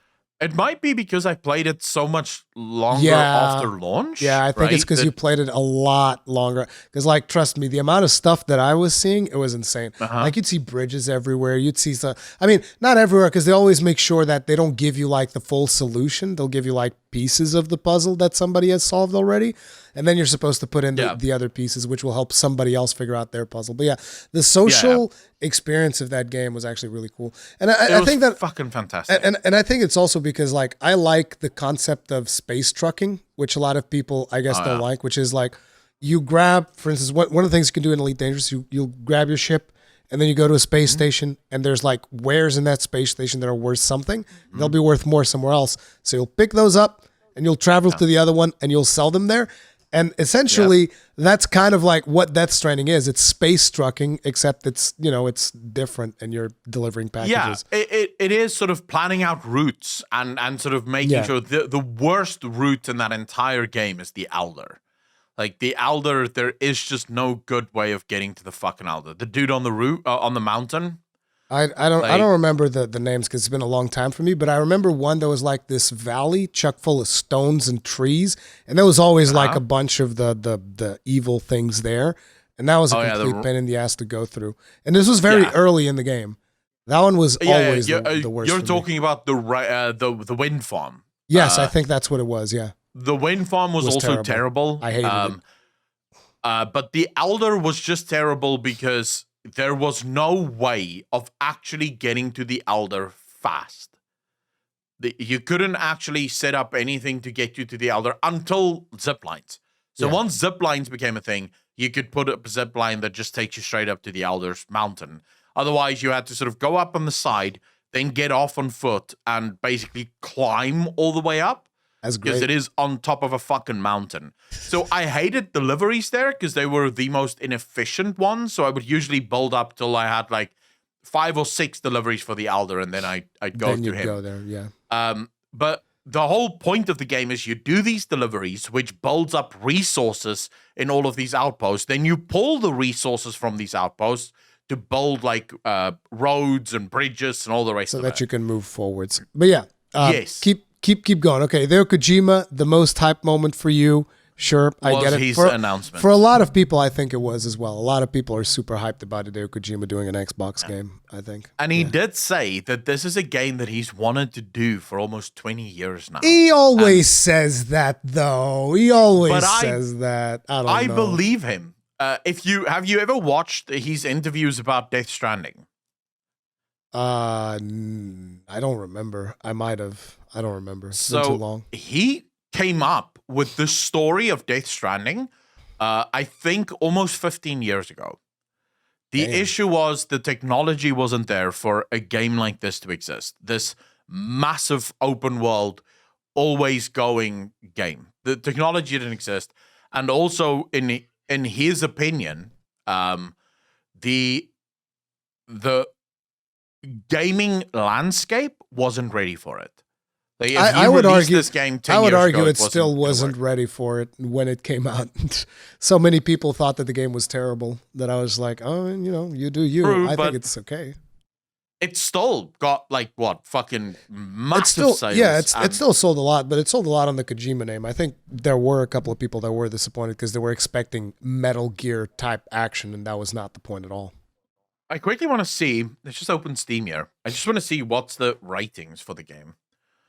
I'm pretty sure you're gonna find it mixed. I'm gonna call mixed. Dude, Death Stranding. Oh, it keeps giving me the collector's, the director's cut. I think the PC version is the director's cut, isn't it? It seems like it's the only one available right now. It might be. The PC version might be the director's cut. What is it like? The one that I bought wasn't the director's cut. I can buy the director's cut right now, but that's weird. I have the normal one. But anyway, so just based on that, it's very positive. Wow. I'm surprised. I expect it to be mixed. No, I guess people came around to it. I think what happened with it was there was a bunch of people who, there was a very small minority of people that really fucking, wanted to cry about the game. Right? Oh, yeah. But I think overall, most people loved it because most people understood what the game was about. They understood that those deliveries that you're making is side quests. And here's the thing. Some people might think that, they were, they weren't confident in the product. And I had access to an early review code. They gave me the code almost a month before the game came out. That's how confident they were in that game. They gave it to me like a month before the game came out. So I was able to really take my time to do like a proper full-on review of it. And I think they allowed people to release reviews like a week in advance or something like that. Because I remember there's always that notion. It's like, they're trying to do a carpet pull or a rug pull or something. And that was not the case with Death Stranding at all. They gave review codes way early, and they allowed reviewers to post reviews way earlier before the game came out. Which I was like, this is definitely they're confident that this is going to be good. Yeah. But I mean, it just goes again to that when you look at Japanese developers, and I'm not talking about mobile, I'm talking about the proper developers, they seem to have a different approach to video games and the relationship between video game companies and the players, the community. They seem to understand the relevance and importance of the community far more than Western companies nowadays, which is interesting because it used to be the other way around, I feel like. Exactly. It used to be that Western game companies were the ones who really cared about their player base, and it was sort of gaming by gamers for gamers. Nowadays, it's sort of like, yeah, this is a business. That's all we really give a fuck about, is making some money.